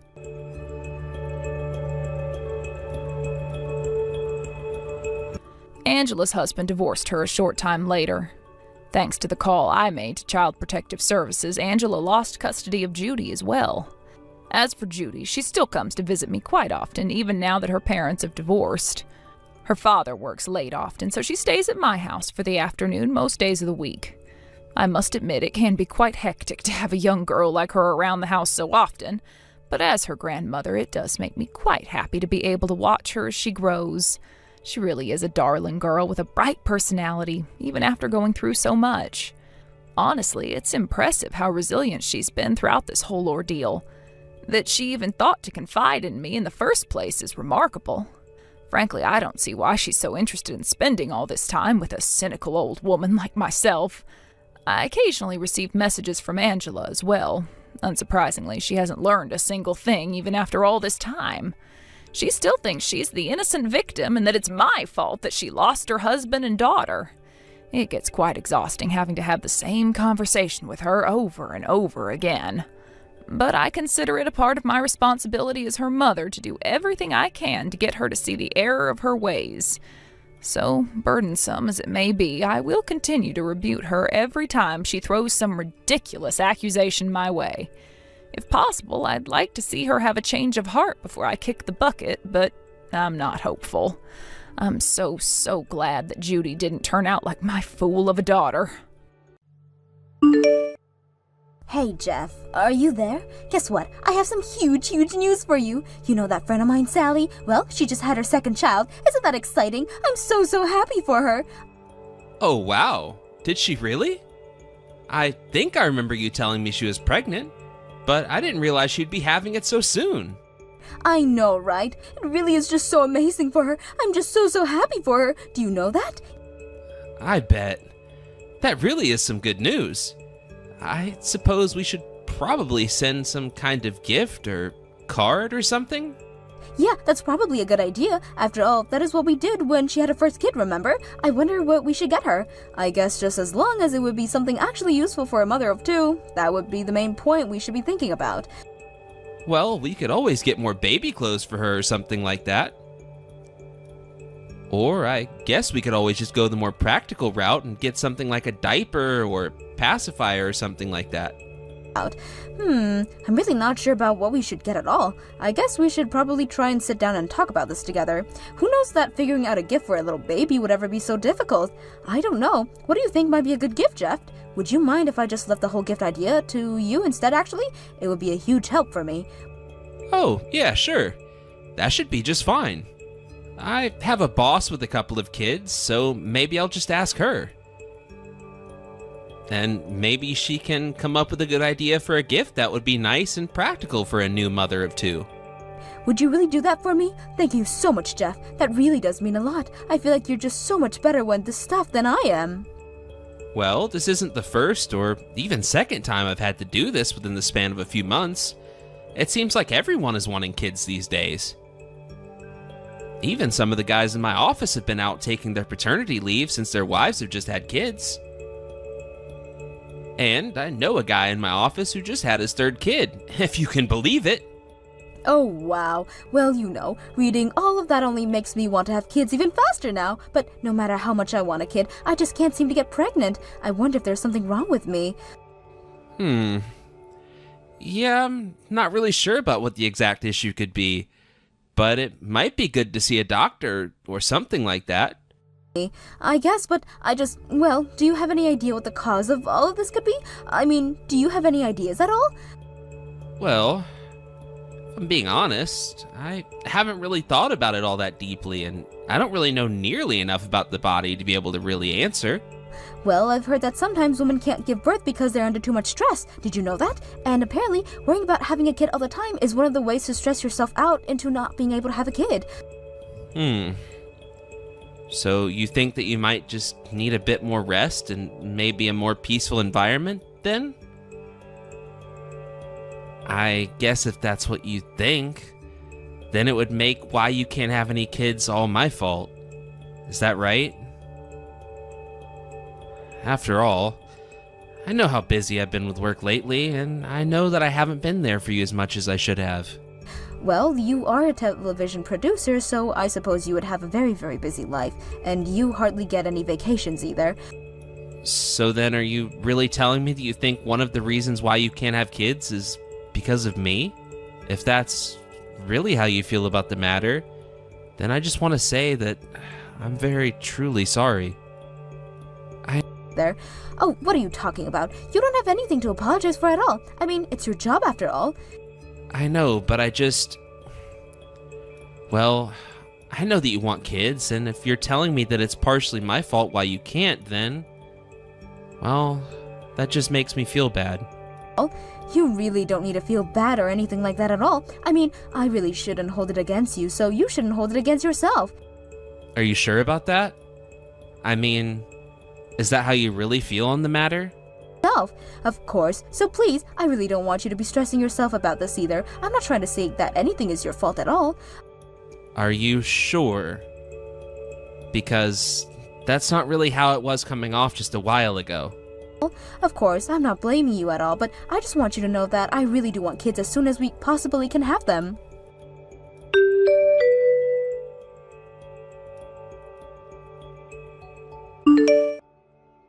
Hey Jeff, I hope that you're having a good work right now.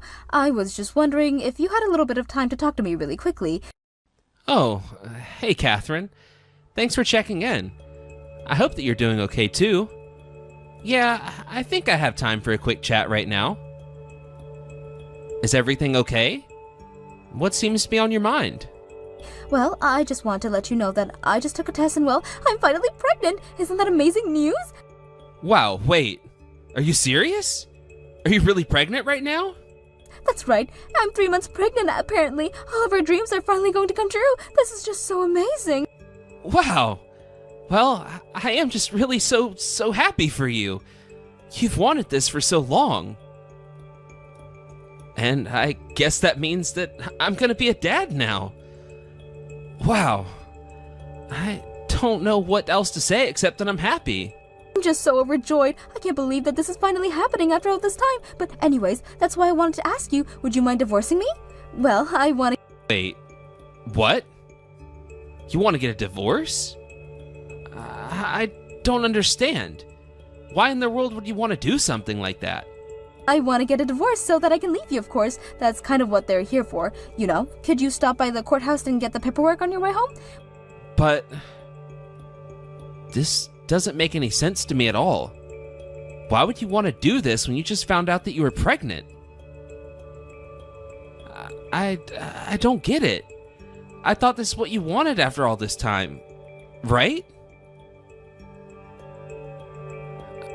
Well, now I'm going to have a kid, so that's why I'm leaving you. Do you still really not get that at all? I don't get it. Why does it have to be that way? Why do you keep saying that?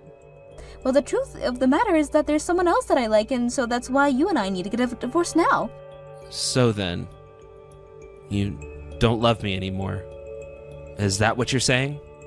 Well, it's not like I never ever loved you or anything like that. It's just that I loved you up until I met this other person. Get it? And now I feel like I finally found my true love. The one that I knew deep down that I was still out there looking for. But now I finally found that person and I'm just so happy. I don't even know what to say to any of this right now. You're leaving me for another man. Well, I love him, Jeff. In fact, that's one more thing I should say. You said that you were going to be a dad, but the truth is that this child inside of me is actually his. So you mean that you're pregnant and it's not even with my kid? How could you do that to me? I'm so sorry that I never said anything earlier. I just didn't want you to get upset and hate me before we actually had to really break up. But it's the truth. I just don't love you anymore, and that this man has my heart all to himself. So please, can we just end this already? I can't believe that you're just wanting to break up our marriage just like that. Like it's nothing. And just who even is this guy that apparently is going to be the father of your child? Huh? Oh, come on. You know that I can't tell you anything about him, Jeff. After all, he does have his rights to privacy, you know. Privacy? Is that supposed to be some kind of joke? You really want to talk about privacy after admitting that you just cheated on me? I don't really get what you mean by that. I mean, would you rather I not tell you at all and just found out when I disappeared? And just why do you want to know about who the guy is anyways? What would you even do with that information? Are you going to go and try to fight him or something? What do you mean? Of course I'm not going to try and fight that guy or anything. But you know that I can't just leave things like this. What do you mean? I don't really see how any of this has to do with you in the first place.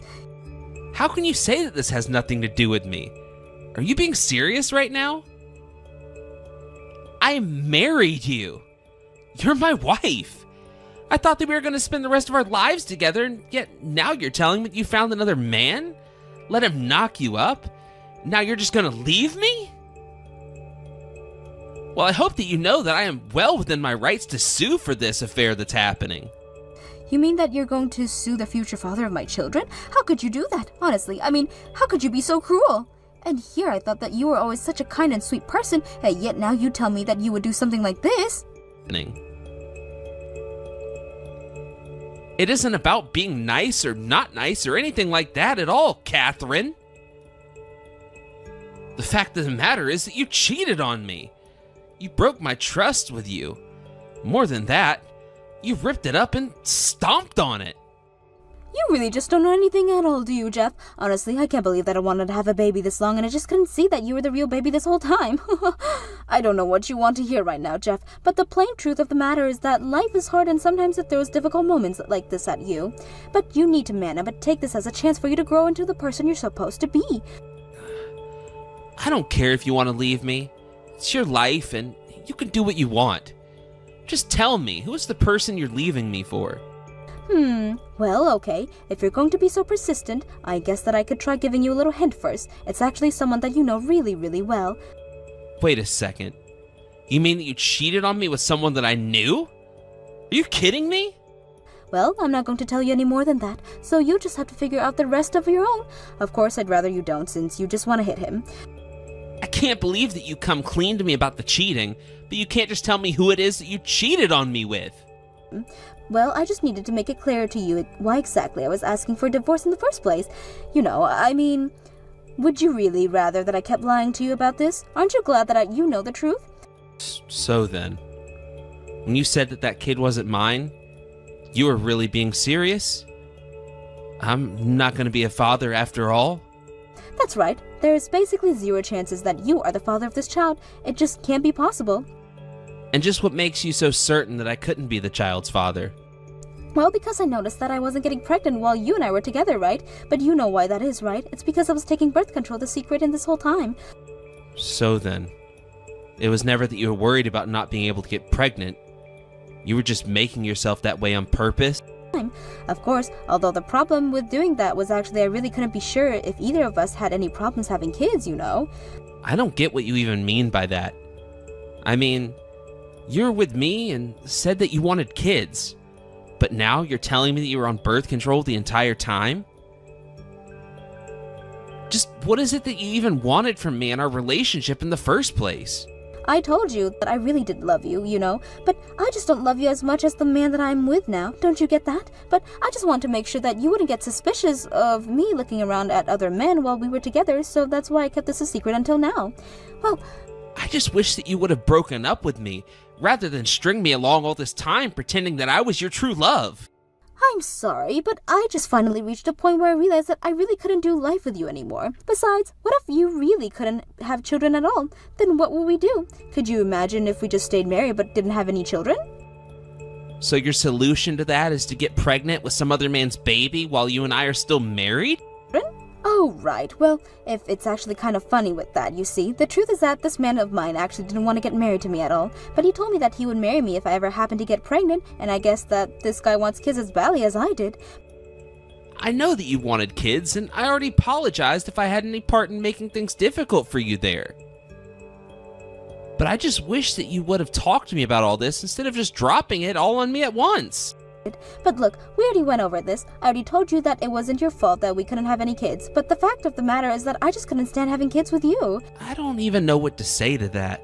It feels like the past several years of my life have been a lie. I mean, I would go to work thinking every day that I was providing for my loving wife. I worked so hard to save up enough money to buy us a nice house to live in. And for what? Well, I want you to know that I really am so grateful for all that you've done for me and the two of us. You know, I mean, I know how hard you were working to provide for me, but I guess the thing about your job is that, well, it just doesn't really have a cool factor anymore. I mean, maybe being a TV producer was cool for a few decades ago, but not now. What?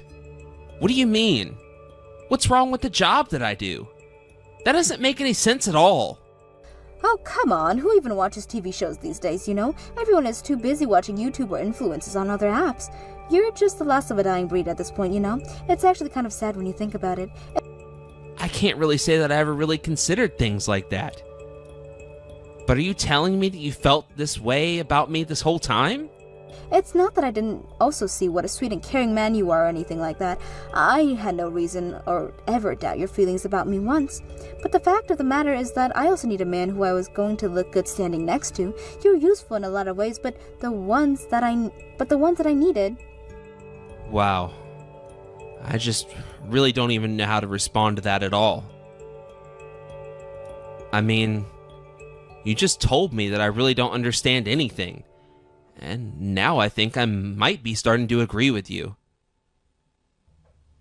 I just had no idea that humans were capable of such deceit and depravity.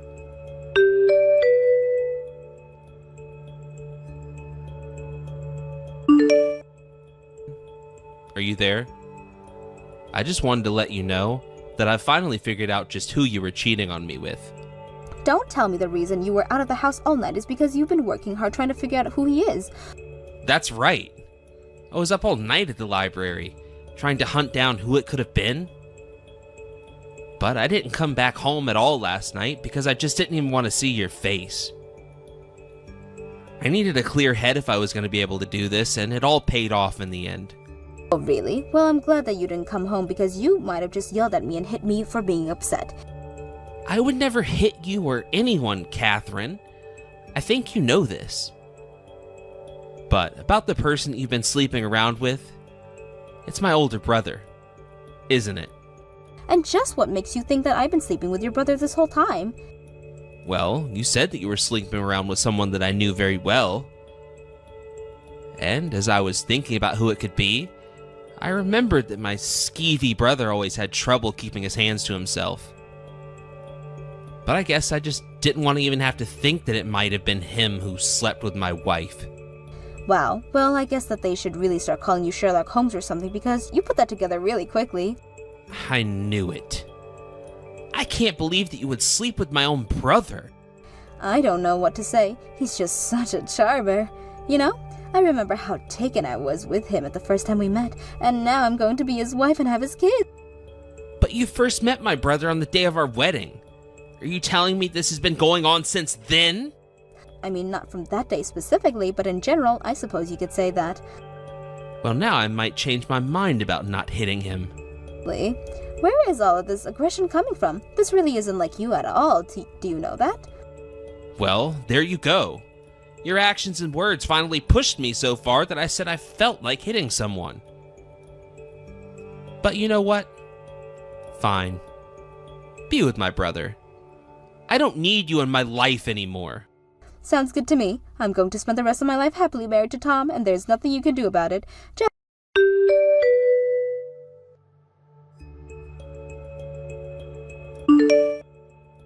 Jeff, you have to help me. I can't get a hold of your brother at all.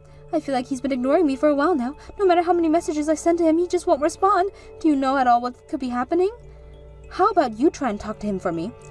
You might be interested to know that I actually called my brother a few days ago to tell him about our divorce and that I wished him a happy life with you. But he was quite shocked at the idea of you two getting married. He admitted to the affair, but told me he thought you were just joking about getting married. A joke? What? Is he serious? No. In fact, what's even more curious is that Tom said that he always takes precautions to make sure that the women he sleeps with don't get pregnant. And yet, you did.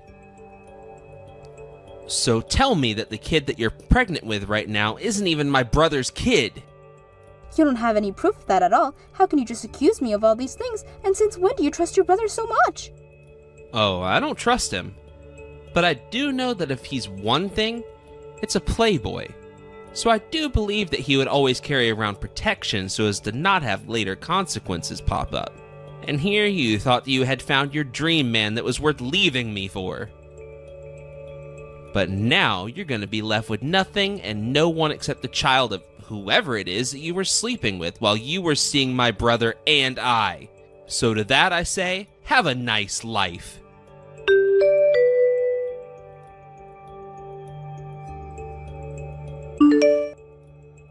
After that, I actually never ever saw or heard from Catherine again. Although I did hear some rumors about her later one. Apparently she decided to run away and raise her child all on her own. Another rumor said that she tried that for a bit before giving the child to her parents and running away again. Either way, after the truth came to light, my family stopped talking with my brother for what he had done to me. Although I couldn't track down Catherine, I decided to sue my brother for his affair and managed to win a decent payout. Obviously, I never wanted my life to go this way at all, but I'm just glad that it ended in such a way that I know who should and shouldn't have been in my life. Thank you for watching! If you liked this video, please give it a thumbs up and don't forget to subscribe to see more content like this. Hey Tiffany, are you there? I was just wondering about how things are going with you and Thomas. Are you two getting along well? Well, I mean, we're not doing horribly or anything like that, but we don't really have all that much in our house for a kid to play with, you know? I mean, at least I have some toys that your sister dropped off with his bag, but it's not much. Oh, great. Well then, it sounds like you're going to be able to make it through the week just fine then. Is that right? Actually, it seems like she really didn't pack him enough clothes to last through the week now that I'm looking. Do you think that I should go out and get Thomas some more clothing since he'll be here so long? I mean, if you don't think that he has enough clothes, then yeah. Probably best to go out and get him a little something. Just make sure you take him to the store with you. Yeah, of course. I wasn't going to just leave a kid at home all alone or anything like that. I really am sorry that you have to be doing all of this right now. I know that my sister asked you really last minute to look after him. It's okay. I mean, I have to say that I was just a little bit of surprise. I mean, I don't think I even remember hearing that your sister was pregnant to begin with, so that was really shocking. Yeah, well, you know that my sister moved overseas recently, right? But I guess she just wanted to come back and celebrate it a little with family. And I guess I just completely forgot to tell you all about that. So, yeah. Sorry this kind of just fell on your lap. Again, you really don't need to worry about anything at all. Although, I guess it would be kind of weird if I try to reach out and congratulate her now. Yeah, I mean, I don't really think you have to say anything to her at all. I'll just tell her that I forgot to mention it to you the next time that I see her. Oh yes, please do that. I really do feel bad for not being able to have sent something sooner. And to think that she came all the way here for her family, only to get called away by work right away. I know, it really is tough for her, but it's always been this way with her work, always making her run all over the place. But are you really sure that it's a good idea for me to be watching her kid? I mean, Thomas is still only 2 years old, and you know that I've never really seen her taking care of an infant like this. What are you talking about? You're gonna be just fine. You're doing great already. I guess, but I just feel a little nervous taking care of a kid like this. It's a bit scary. I would just hate to screw up, and I'm always so nervous that I'll do something wrong. Well, I don't think that there's any need to be so tense about this kind of stuff. I mean, the kid is your nephew, you know. So I think you should be happy to spend so much time with him. I guess I am, but I just didn't think that I'd be having to do so much work. I know. I do wish that my sister would have just gone to our mom instead. But you know how far away they live. It was much easier for her to ask us. In fact, we were really the only people she could go to. I guess, but I'm only going to be doing this for a week, okay? I mean, you know that I work from home, and Thomas is that age where I really can't take my eyes off him for even a second. I know. And I'm really grateful for you doing this. I'll try and be home as soon as I can after work. Okay? Can you really even promise me that, though? I mean, it seems to me like you've been coming home late every day for a while now. I know, but it's just... Well, you have to believe that I'm trying to end things as quickly as I can to get home. Of course, I'm sure that you're doing all that you can. Anyways, tonight after dinner, I'm going to put Thomas down for bed, and then I really need to get some work done. Okay, great. And after I get home, you just let me handle the cleaning and everything else around the house. You can just do your work. Great. Thank you so much. I really do appreciate that. Anyways, I'm going to take Thomas out shopping now. Oh, and please do me a favor and ask your sister if Thomas has any kinds of allergies or anything like that which we should know about. Okay, sure thing. I'll try and have an answer for you before you get dinner ready. But I hope that you two have fun shopping.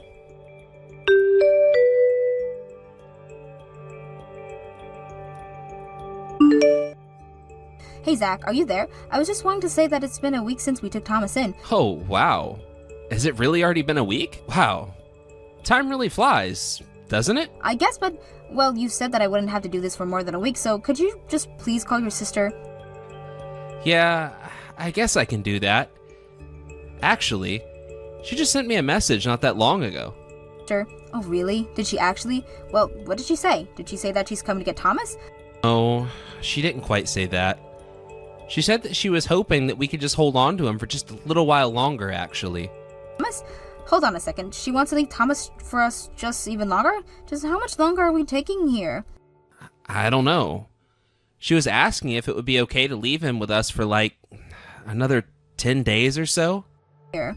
I'm sorry, but if your sister thinks that we're gonna hold on to Thomas for another 10 days, then we really need to talk to her. Please tell her that I can't take any more time off of work and I need her to take Thomas. Oh, come on. I'm sure that we could make this work for us, right? It's just one more mouth to feed. He's just a little guy. Miss, 1 week was already plenty hard for me. Thank you very much. So, if you're asking me to do another 10 days after I've already done 7, well, I just don't think that's going to work out well. Besides, I have plans and things that I need to be present for. I can't be watching a kid all the time. Tiffany, please. I'm begging you here. This is my sister that we're talking about. I mean, this is our nephew, for crying out loud. Don't you think that families should be helping each other out in their time of need? Of course I think that families should help each other out, and that's what we've been doing for the past week now. But why can't you just go and ask your parents to take over sitting Thomas or something? We already talked about why that wouldn't be such a good idea, remember? Besides, it's only 10 days. It's gonna be just fine. This is family that we're talking about, and I really think that you need to lighten up a little about all of this. Don't tell me that you don't like little Thomas. Of course it's not that. I think he's a really cute and sweet kid, but... Well, then it sounds to me like it's all decided. We'll hold on to Thomas for 10 more days, and that's that. Right? Now, hold on just 1 second there. What time do you think you're going to be getting home today? Well, I certainly won't be able to leave anytime too soon. I still have a lot of work that I need to get done here. You know, all of last week you told me that you were going to try your best to come home early, and not one time for that entire week did you actually get home early and help me to take care of Thomas. So I think that you're going to have to step up just a little more if you're going to have to insist that this happens. Well, I don't really know what you want me to say to that. I mean, work is work, and I can't really do much about it. Well, I have work too, and I'm still finding ways to be able to take care of Thomas, so there. Okay, sure, but you get to work at home, so I don't really think that you're being fair to me and my circumstances at all right now. But you're the one who keeps lying to me about coming home early, so how is that fair to me? How many times are you going to make me repeat myself? I told you that I have work to do, and that's why I can't go home. I have to go into a real office and do real work for a real company. Do you understand that? Of course you don't. You just get to chill out at home while you do your job all day. Please don't talk to me that way, Zach. I think you know that you're not being fair at all to me right now. Well, I wouldn't have to talk to you like this if you weren't so persistent and whining about this. Now, you do know that I'll be leaving on a business trip next week, right? Okay then, what's going to happen to Thomas and I after you leave for that then? What do you mean? You'll still be around to take care of him, won't you? I don't really see what the problem is. The problem is that you seem to think it's okay to put all the work of looking after Thomas on my shoulders. I'm not putting anything on anyone's shoulders at all. Thank you very much. I'm just saying that I think you need to be more of a team player. Just think of this as practice for when we have kids in the future, right? I don't get why you have to have such a nasty attitude about this. Since when do you suddenly hate kids? Where's all of this even coming from? What are you talking about, Zach? Of course I don't hate kids or anything like that at all. You know that it's not the kid himself that's the issue here. The issue is that I'm being made to do all the work of taking care of him. I think you're letting your sister ask a lot from me, and you're not doing anything to help me out when I'm asking for it. You know, women like you probably shouldn't even have children to begin with. You'll just end up screwing them up in the end anyway. Excuse me? And just what is the world that's supposed to mean, huh? I mean that I'm not telling you to watch Thomas grow up for the rest of his life, but I am asking you to watch him for one more tiny little week. If you can't even handle that, do you really think that you're going to be suited to be a mother in the future? I don't know what to say to that. I can't believe that you would even make that kind of analogy about me. Well, look, All I am saying is that I also do wish that I could be there and help you take care of Thomas. I really do. But since I have work to do, you'll just have to do things on your own for now. I really can't put up with this for a moment longer, but anyways, Thomas is starting to look sleepy, so I'm putting him to bed. Put him to bed? See? That's your issue. You need to be taking care of him like a proper parent, not just putting him away where you can't see him. What do you know about that Thomas needs anyways? You haven't been here once to do anything for him. There you go again, trying to bite my head off for only making one tiny little comment. I told you that I would try and get home early when I can, but that you'll just have to watch Thomas until then. Oh, and by the way, my sister is very grateful for you watching Thomas. Okay, fine, whatever, but I'm only going to be watching him for the next few days. Then after that, no more. Of course, I'll make sure and tell my sister that much so that she doesn't try asking you again. And I promise that I'll try and get back home as soon as I can.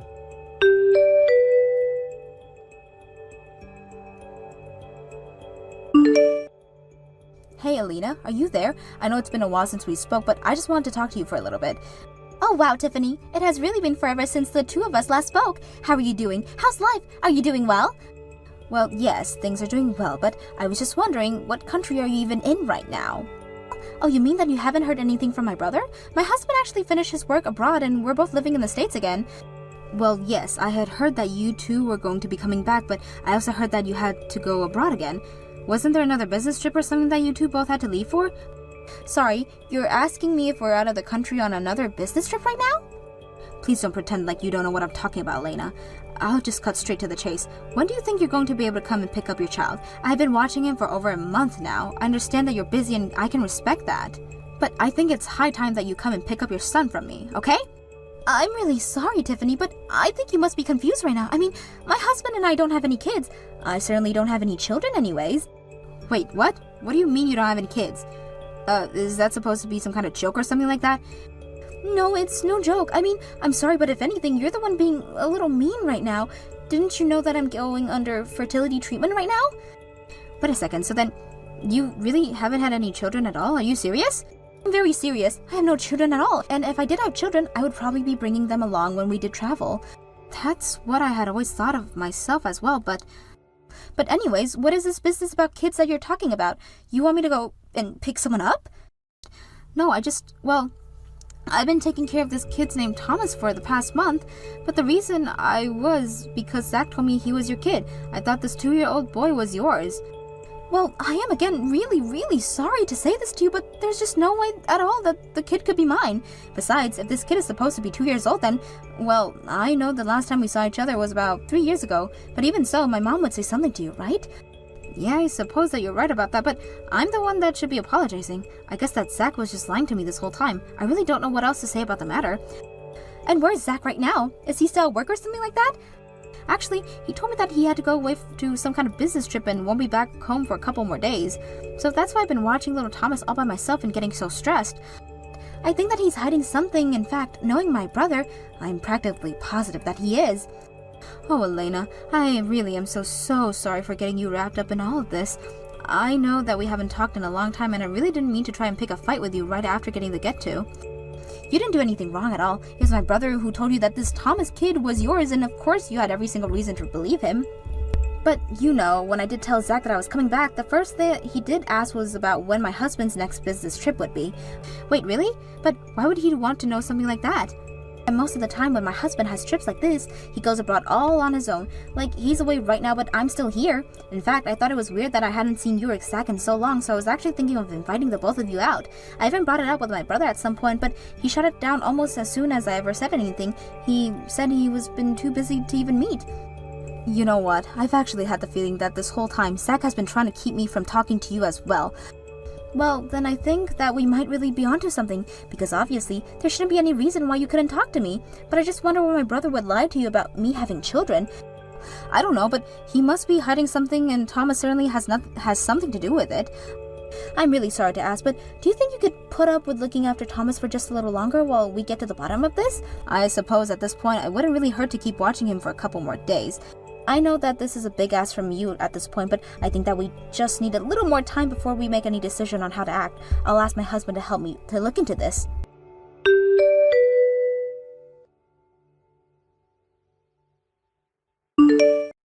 I just wanted to let you know that I talked to my sister and she said she could take Thomas back from tomorrow. So just tell him to pack up all of his things and be ready to head out tomorrow morning. Okay? Yeah, sure, got it. I'll go ahead and tell him to do that. Oh, come on. What is it now? Don't tell me that you actually think that you're going to miss having him around after all this time. Well, I've been taking care of him for some time other than like a whole month now. Isn't it only natural that that would happen? Well, what do you think about trying to make a kid with me then? Yeah, no, that's okay. I don't think that you and I really need to do that at all. Wait, what? But why not? What's the matter with you? I thought you said you were going to miss the kid, but now what? You're too tired to deal with another? Oh no, the problem isn't with having a kid. It's with having your kid. Do you understand now? I don't really get what you're saying. Are you still upset because I asked you to look after Thomas for all this time? It's not just that. It's because you lied to me about him being your sister's kid in the first place. I know that he's the kid of your mistress and that your so-called business trip was just an excuse to get away with her. Do you have any idea how crushing it was to learn just about all the ways that you have been betraying me? I mean, really. But anyways, I'm going to be returning Thomas to his father, not you. You mean his real dad? That's right, I'm talking about the husband of the woman that you've been sleeping around with. So don't even bother coming home because you and I are through. Do you understand? Wait a second. You can't just say that we're through. That's not something that you can just decide for yourself. And you're really gonna tell me that I won't be allowed back home? Dan? Well, of course. I mean, you do realize that I'm talking about getting a divorce from you, right? Okay, let's just slow down here. I don't think there's any need to go and do something like that. I'm really sorry, so please stop all this silly talk about divorce. Right? Why? I mean, your mistress is going to be a single mother too, so you had better go and be with her. You seem to prefer her over me anyways. Oh, come on. It's not like that at all. You have to believe me when I say that I still really, really love you. Just how many times have you gone and go see this woman? How long have you two been together? It doesn't sound like any sort of thing to me. But, I mean, please, we're just friends. There's nothing serious between us at all. Oh, really? Because I thought it was pretty serious the way that you had me watch her child so you could go on a vacation with this woman. And something tells me that you two didn't go separate rooms, just went to see the sights. You've been lying to me this entire time, and don't deny it either. I called your office and they confirmed that you were taking the time off and not on any kind of business trip. I know about it all, and you should know that your sister came to me with all of this. My sister did? But why would she go to you about all of this stuff? I actually approached her first since it had been over a month since I took care of who I thought was her child. But then she told me that she didn't even have kids and can't have them since she's undergoing a fertility treatment to be able to. Oh, really? I had no idea about that. Ugh, I'm just so done with you. Do you know that? Just don't talk to me at all. Go out and find a lawyer instead, because I'm gonna have mine the next time I message you.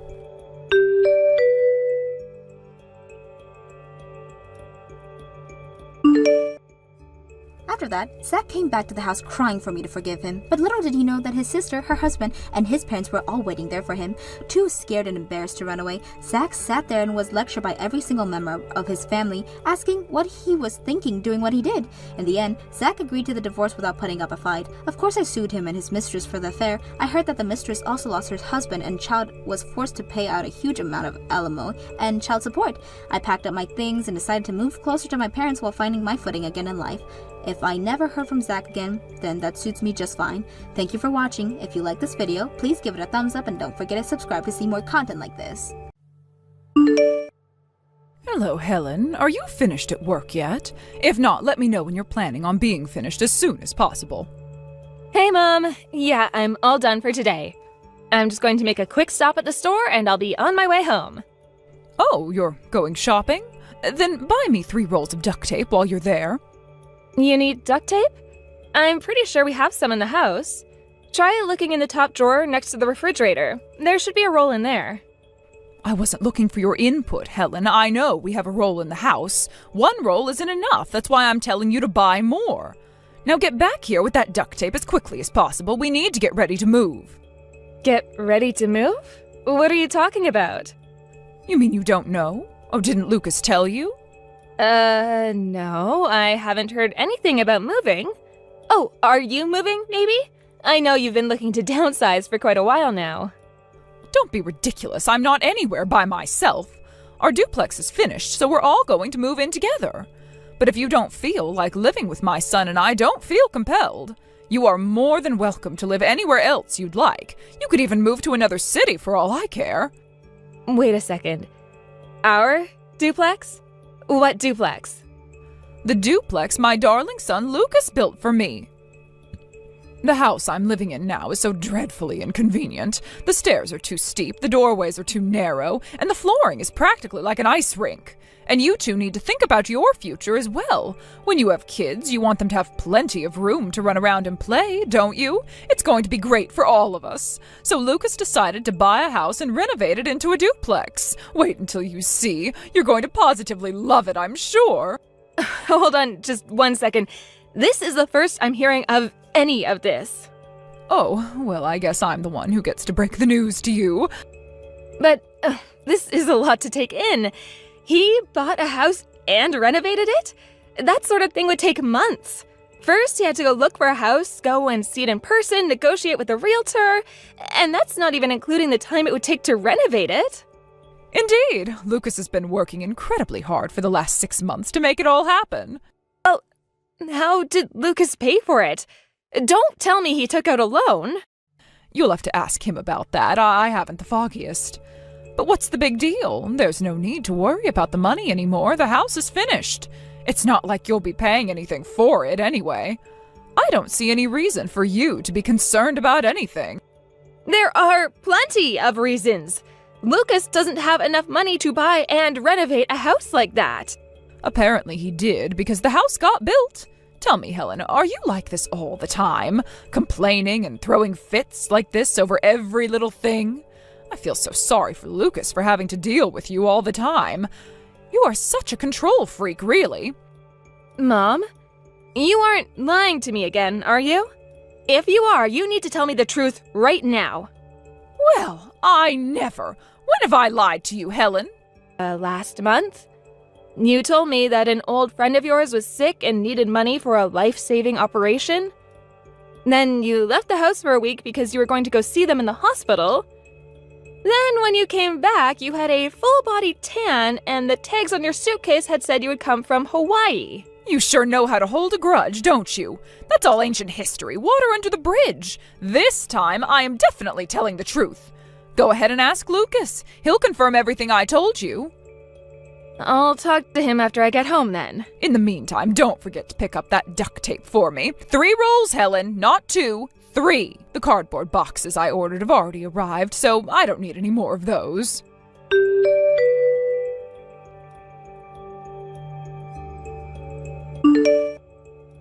Good morning, Mom. Are you awake yet? I hope I'm not disturbing you.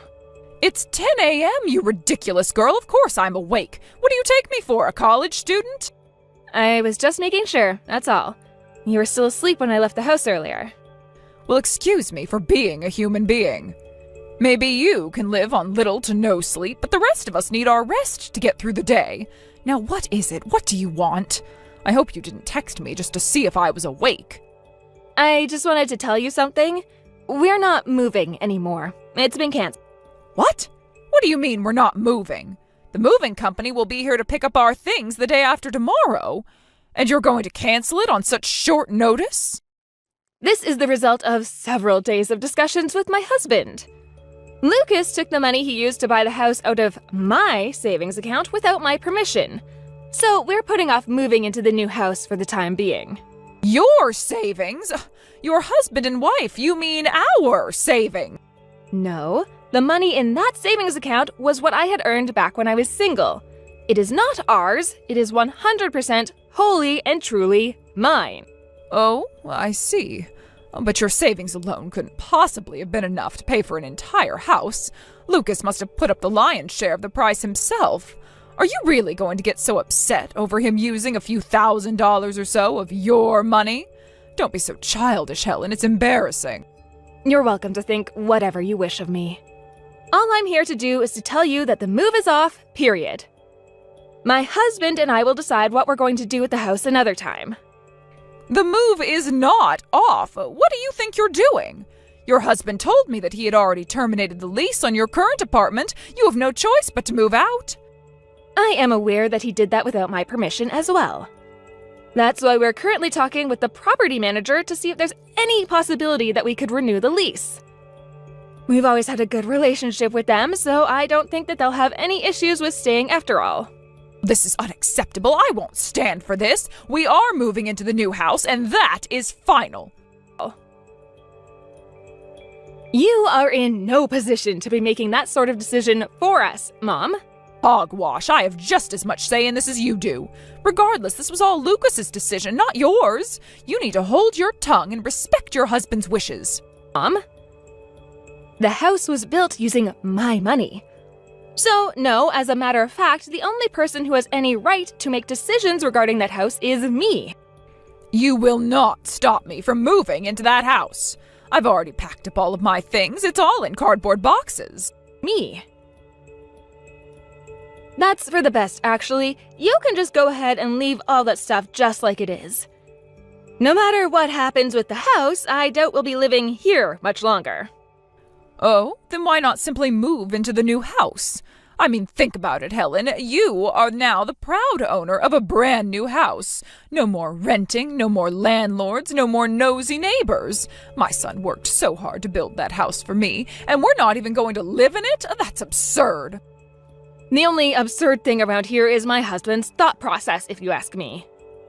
You really are an awful woman, Helen. This sort of reaction from you is precisely why my son had no choice but to keep it a secret from you. Excuse me? Lucas works all day and night to make his business a roaring success. Meanwhile, you simply work some menial part-time job like a high school dropout. And yet you think you have the right to micromanage every single thing Lucas says or does? I'd say I'm rather lenient with him considering the circumstances. Lenient? Is that a joke? You keep Lucas on such a short leash, he can barely even move. Now that Lucas has exercised his rights to do what he sees fit with his own money, you have shown yourself for the tyrant that you are. So he used some of your trivial savings to buy a house. So what? You should be glad that he doesn't kick you to the curb right here and now. What would you do without him supporting you? You need to examine yourself and realize just what sort of position you're in. Indeed. I'd say it's vital for everyone to have a firm grasp of their own position, including you. Then stop talking back to me like a teenager. You would be lost without my son with your pitiful part-time income. Now, get back to your apartment this instant and pack your things.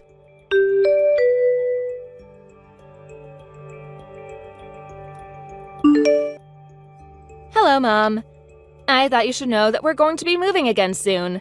So you had better put all of your things back in those cardboard boxes. What are you going on about this time? We've already moved into our new house. Where do you think we're going to go now? My husband will tell you later on. When are you going to start making sense? Give me a straight answer. Are you threatening me? Perish the thought. I suppose you don't have anything to threaten me with anymore, do you?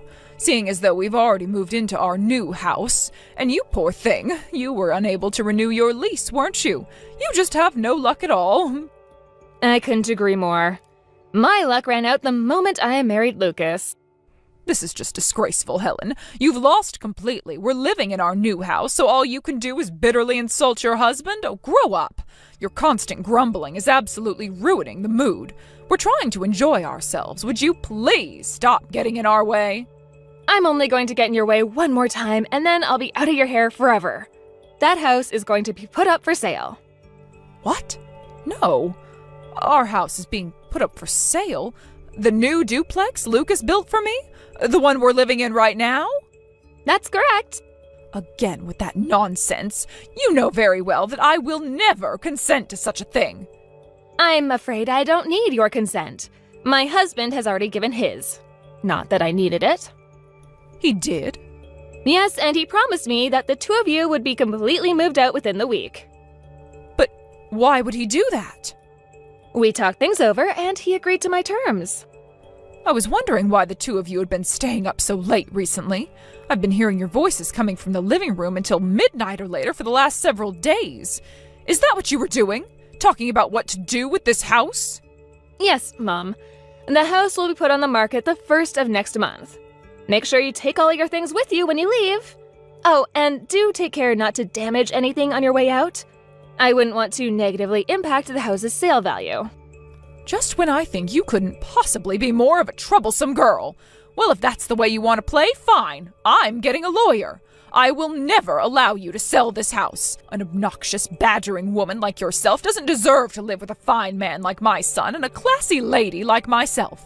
We're going to hire the best lawyer in the city and kick you out. I'm curious, how do you plan on retaining the best lawyer in the city with Lucas's $500 a month income and your social security checks? You'd be lucky to be able to afford one of those DUI lawyers on TV. $100 a month? What are you talking about? That's how much he pulls in every month. That's impossible. You're just trying to scare me again. I know for a fact that Lucas makes an incredible amount of money. If that were really true, why would he need to dip his hands into my savings account? You should know that ever since Lucas launched his company, his income fell to practically zero. I'm the one who pays all of our monthly bills. I feel sorry for you, Helen. You've been backed into a corner, so the only thing you can do is make up more and more extravagant lies. Aren't you ashamed of yourself? It's the truth, though. You mean to tell me that you support the both of you with your meager part-time job? That's the most laughably false thing I've ever heard. You don't even know the first thing about money, do you? For the record, the reason I'm doing my part-time job is because I want to go into business in the field in the future. I suppose you could call it research. I'm not paying bills with that job or anything. I'm sick and tired of listening to your grandiose lies, Helen. I've put up with you this long only because you're the one my son chose as his wife, but I've had all I can take. Get out of this house as soon as possible. After all, if you're telling the truth, this house will be put up for sale soon, correct? Then you shouldn't have any problem moving out right now. Well, yes, I was planning to move out in the short order from the beginning.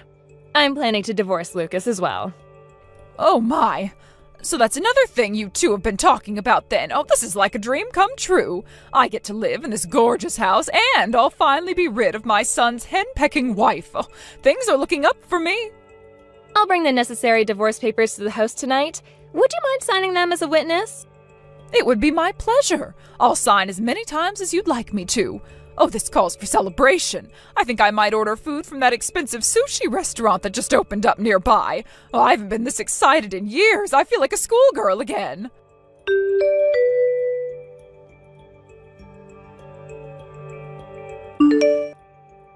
Hello there, Helen. I was just talking to my son a while ago. He told me that you were telling the truth the other day. You really are the one who pays all the bills. Uh-huh. I tried to tell you, but you just wouldn't listen. Oh, what was I supposed to think? I couldn't believe a story as ridiculous as that. I thought your only source of income was your part-time job. I had no idea you were making that much money off your investments. Why didn't you tell me? That's an easy question to answer. It's because I didn't want you to know. If you would have told me, I would have treated you differently, though. Trust me, I know. You would no doubt have been trying to mooch off of me at every opportunity. I wanted to avoid having the same conversation with you whenever you asked me to buy you food or clothes or jewelry or whatever else you begged me for. There was no way I was going to let you know. But now, at the last minute, that idiot went and spilled the beans to you. I'm terribly sorry for everything, Helen. Please, won't you come back and live with us? I'd like to try and make it up to you. What do you say, Helen? Can we be a family again? Lucas and I are already divorced. You were the witness when we signed all the forms, so don't tell me you forgot. No, I haven't forgotten. It's just...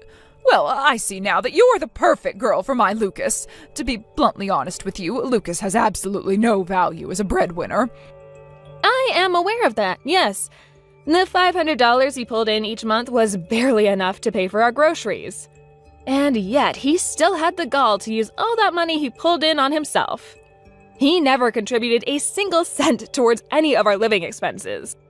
I had no idea that was what was really going on. My son must have been a terrible burden on you for all these years. It wasn't just him. You have been a terrible burden on me as well. Just as much as him, actually.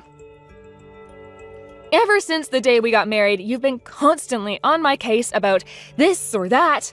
Every time I tried to talk to you about the way you treated me, you'd brush me off and tell me I was being too sensitive.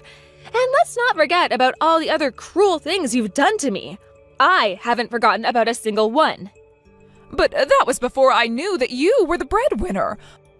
The fact that you would change how you treat me based on how much money I earn makes you sound like an even worse person. I'm so terribly sorry, Helen, but I can change, I swear. You should see the state Lucas has been in ever since you left him. He barely leaves the house to work anymore. He's become nothing but dead weight. Getting divorced was clearly a massive, terrible shock to him. Oh yeah? Imagine how shocked I was to learn my husband betrayed me and stole my savings. He wasn't always like this. Back when we first met, he was always a hard-working man. Then, after we got married, he suddenly got this crazy idea to start up his own company. It failed immediately, but he refused to give up the ghost, leaving me to support the family myself. I'm sorry for that, too. You don't need to be. I'm the one who agreed to marry him. It's my fault. Don't get the wrong idea, though. I'm sure that even if he hadn't bought that house, I still would have divorced him sooner or later. Even my patience has its limits. Don't say that. I'm sure he could change if given the opportunity. Why don't you come by and talk to him? The two of you could work out your differences somehow. I know it. Not happening. If you haven't even changed at this point, I can't expect him to either. The only reason you're texting me like this now is because you don't want to support him for the rest of your life, right? You just want to pass him back to me. That's not entirely accurate. I just want to live with you again, that's all. Well, unfortunately, I have no such inclinations regarding you. I'm not going to be his sugar mama anymore. You can't just abandon me like this. If something doesn't change, we won't have anywhere to live. We'll wind up homeless on the streets. You and Lucas will have to figure out something for yourselves. But that boy is useless. I'll end up having to do everything by myself. Please, Helen, come home. I'm on a fixed income and Lucas has no income. We can't live like this. And there it is. You're really only concerned about yourself. Do you understand what position you're in now? You said I'd be lost without Lucas's income, but it was the other way around, wasn't it?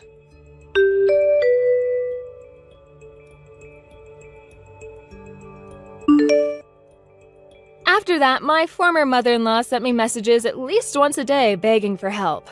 Once the divorce was finalized, though, I blocked her phone number and that was the end of it. Since Lucas used my personal savings without my permission, he fortified any rights to receive any of our joint assets. We agreed to settle the score by selling the house he bought, and I would receive all of the proceeds. I don't think I'll be able to recoup all of the money he spent on it, but since I'll both be able to cut all ties with the two of them and not have to hand over a single cent of my hard-earned money, I still consider it a win for me. After getting kicked out of their lovely duplex, they moved into a rather small and inexpensive apartment together. Apparently, Lucas's work ethic has gotten even worse since then, to the point where he rarely leaves his room at all. So his mother is currently having to make ends meet for both of them with her social security checks. Eventually, something's gonna have to give. Either Lucas's mother will go out and look for a job herself, or she'll kick that useless slacker son of hers out of the apartment. But no matter what happens to them, it's officially no longer any business of mine. All that matters to me is that I never see either of them ever again. As for me, I'm living on my own for the first time in a long time, and I had forgotten how easygoing living by yourself can be. By the way, the part-time job I had mentioned earlier was as a barista at a cat cafe. My ultimate goal is to open my own establishment someday, and I'm working here to gain experience and knowledge in the industry. I think I've learned more than enough by now, so sometime in the near future, I'll be entering into the next phase of my long-term plan. It feels so good to be spending my money on my own goals and dreams, rather than having it all get washed down the drain by Lucas and his mother. I'm sure starting up a new business won't be an easy path, but I think I've saved up more than enough to at least get things going. Another thing, I've actually been wanting to have pets for some time now, but Lucas never agreed to it because his mother hates animals. So, with them out of the way, my first stop is the local shelter. I'm deciding between getting a dog or a cat, or who knows, maybe I'll get one of both. I'm so looking forward to being able to have my own cat cafe, surrounded all day by my furry little friends. But it's not gonna do any good to just fantasize to you all about my future. I've actually gotta get to work. Don't worry about me. As you've seen from my story, I am more than capable of handling myself in tough situations. Hi, Stacy. I hope I'm not messaging you at a bad time. I was wondering if you have a minute to chat. Good morning, Olivia. You didn't catch me at a bad time at all. I was just having a cup of tea after finishing my morning chores. Is everything all right? Yes, everything is okay on my end. But, I keep in touch with your daughter, right? Yes, of course. Chrissy tells me to exchange messages quite often. I remember she downloaded the message app with you on the day she got her smartphone, like yesterday. Yes, you are right. We've been messaging each other practically every day since she got her phone. Gee, how long ago was that? I think it was when she was 9 years old. So, it's been 3 years already. Has it been that long? Time flies. Doesn't it? Back then, I was quite hesitant to give my daughter a smartphone at such a young age. But it was around the time Nick was assigned to his project in Asia, so I hoped it would help us get through his absence. Yes, I remember you were worried. I know it wasn't an easy decision. I was so nervous at first. But I think it was a good call to give her a smartphone after all. She is a smart child, so she understands her boundaries, and it's been very helpful. She is able to keep in contact with her dad, and I can get a hold of her whenever I need. I'm able to feel more secure knowing she has a smartphone with her. I'm glad you feel that way. I can see it worked well for your family. Nick must feel the same since he is able to keep in touch with her from across the globe. But it's been nice that Nick has been able to come back home more often now. Not enough, but yes. He should be coming home for a couple of days next month, too. Oh, that's wonderful. I am very happy that you three have a great relationship. I always love it when you come visit me as a family. Thanks. We will be visiting you together when he comes back next time. Anyways, Olivia, did you need to tell me something? Yes. Sorry, I went off track. There's one thing that's been concerning me. I heard from Chrissy that you have been very busy lately. She told me you come home way past supper time. Oh, was this about me? Well, yes. I have been coming home later than I would like to recently. Chrissy told me how you would come home as late as 9 p.m. Yes, I guess I have done that a couple of times. Sorry to make you worry. I know I should mind my own business, but I'm old. Worrying is like an old person's job. Chrissy, on the other hand, is only 12 years old. And I just don't feel so comfortable hearing that my 12-year-old granddaughter is home alone until 9 p.m. I understand. Just to let you know, though, I don't always come home that late. I've had important errands to run and people to meet. It just happened to occur around the same time, so I was suddenly super busy. But it's not like I come home at 9 every night, so please don't worry too much. Oh, okay. I must have misunderstood Chrissy then, because I thought she was saying you haven't been home early for weeks now. She might have been sarcastic with you. She's a 12-year-old, so she does that a lot these days. Anyways, things have settled down now, so I won't be as late anymore. Thanks for looking out for my daughter, though. Of course, but if you need my help, I'm happy to come over and stay with Chrissy. If you prefer, she can stay with me at my house, too. I'm sure you have plans with friends or things that you want to do. There's nothing wrong with having a good time once in a while. So if you need an adult to look after her while you're out, just let me know. Besides, I've got nothing to do anyways. Thanks, Olivia. That's very thoughtful of you. But I don't think your help will be necessary. In fact, I would prefer to keep our lives to ourselves.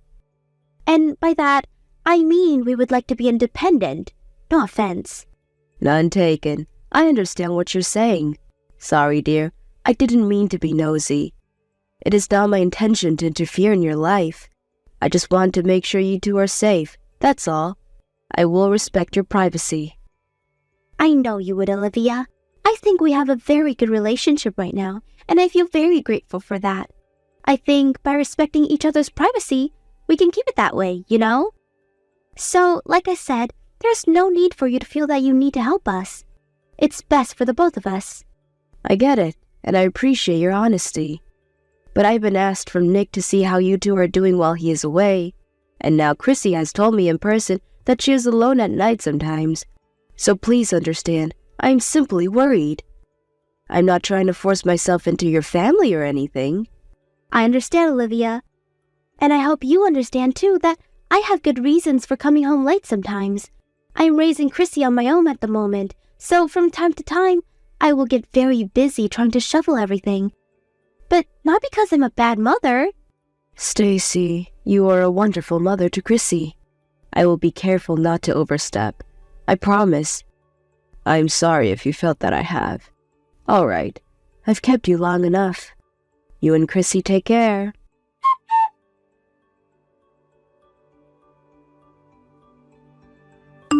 Hi, Stacy. Can I talk to you for a minute? I know I said I wouldn't interfere too much, but Chrissy told me you've been coming home late again recently. Is everything okay? I am very worried. Again, Olivia? I thought you said you were going to respect my privacy. I really don't owe you an explanation for anything. I have my own good reasons. Please stay out of it. I did say that I would respect your privacy, but I can't ignore when it comes to the safety of my own granddaughter, or any child, actually.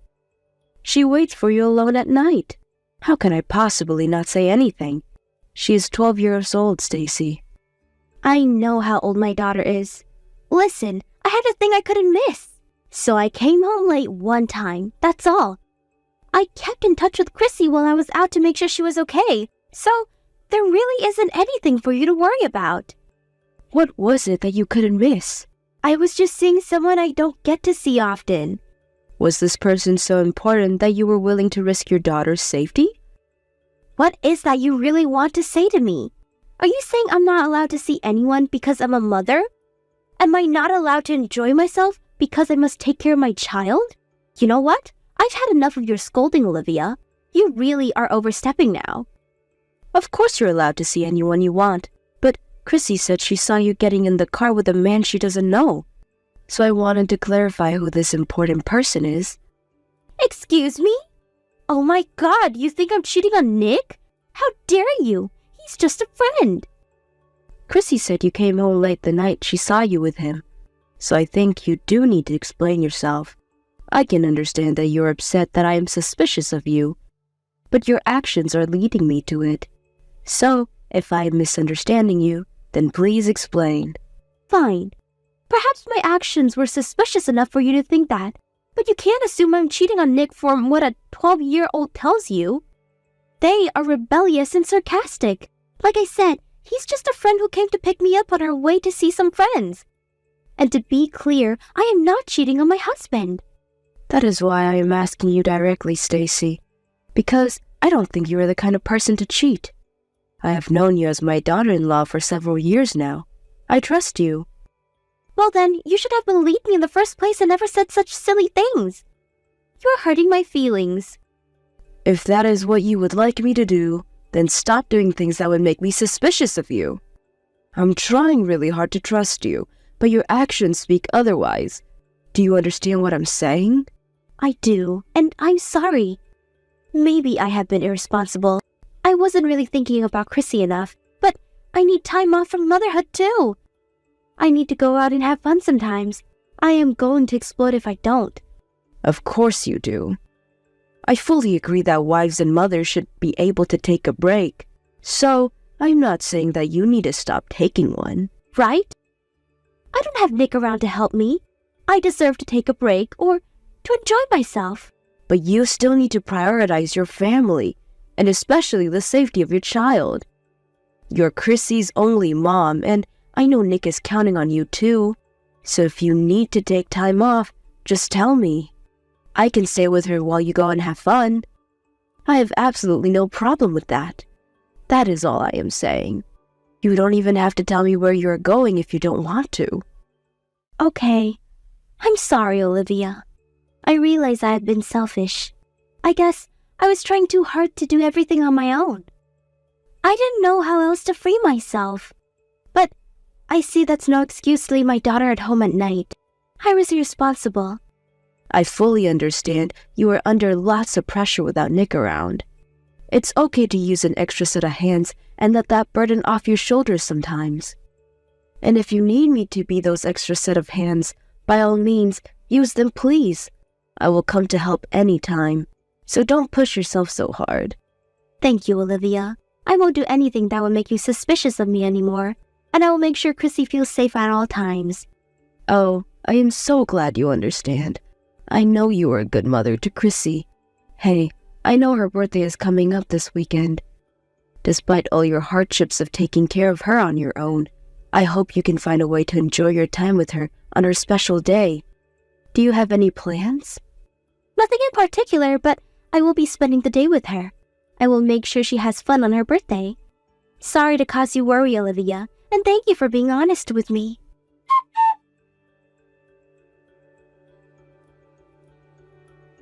Grandma, help! I don't know what to do. Chrissy, is everything all right? What's the matter? There's blood everywhere. How do you stop it? What? Where are you bleeding? Did you hurt yourself? I was going to catch a bus to visit you, but I ran into another kid on the bike when I was walking down the block. There's blood all over the place. You were on your way to visit me? Alone?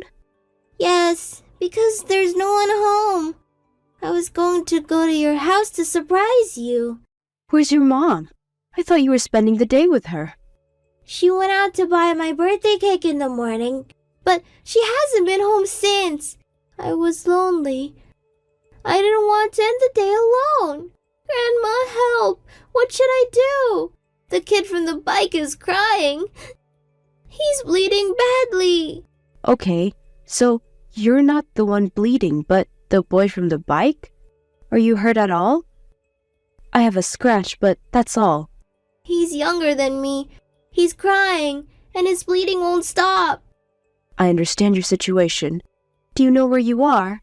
By the park down my block. Do you remember? The one with the yellow slide? I was just passing by when he came out of nowhere and we crashed. I'm so sorry, dear. You must have been terrified. I think he is more scared than I am. You're right. Can you make out where he is bleeding from? Did he hurt his head? And are there any adults around you? I think it's coming from his leg, near his knee. He's wearing a helmet, so his head is okay, I think. I don't see his parents or any adult from where I am right now. Okay. All right, honey. Thank you for telling me.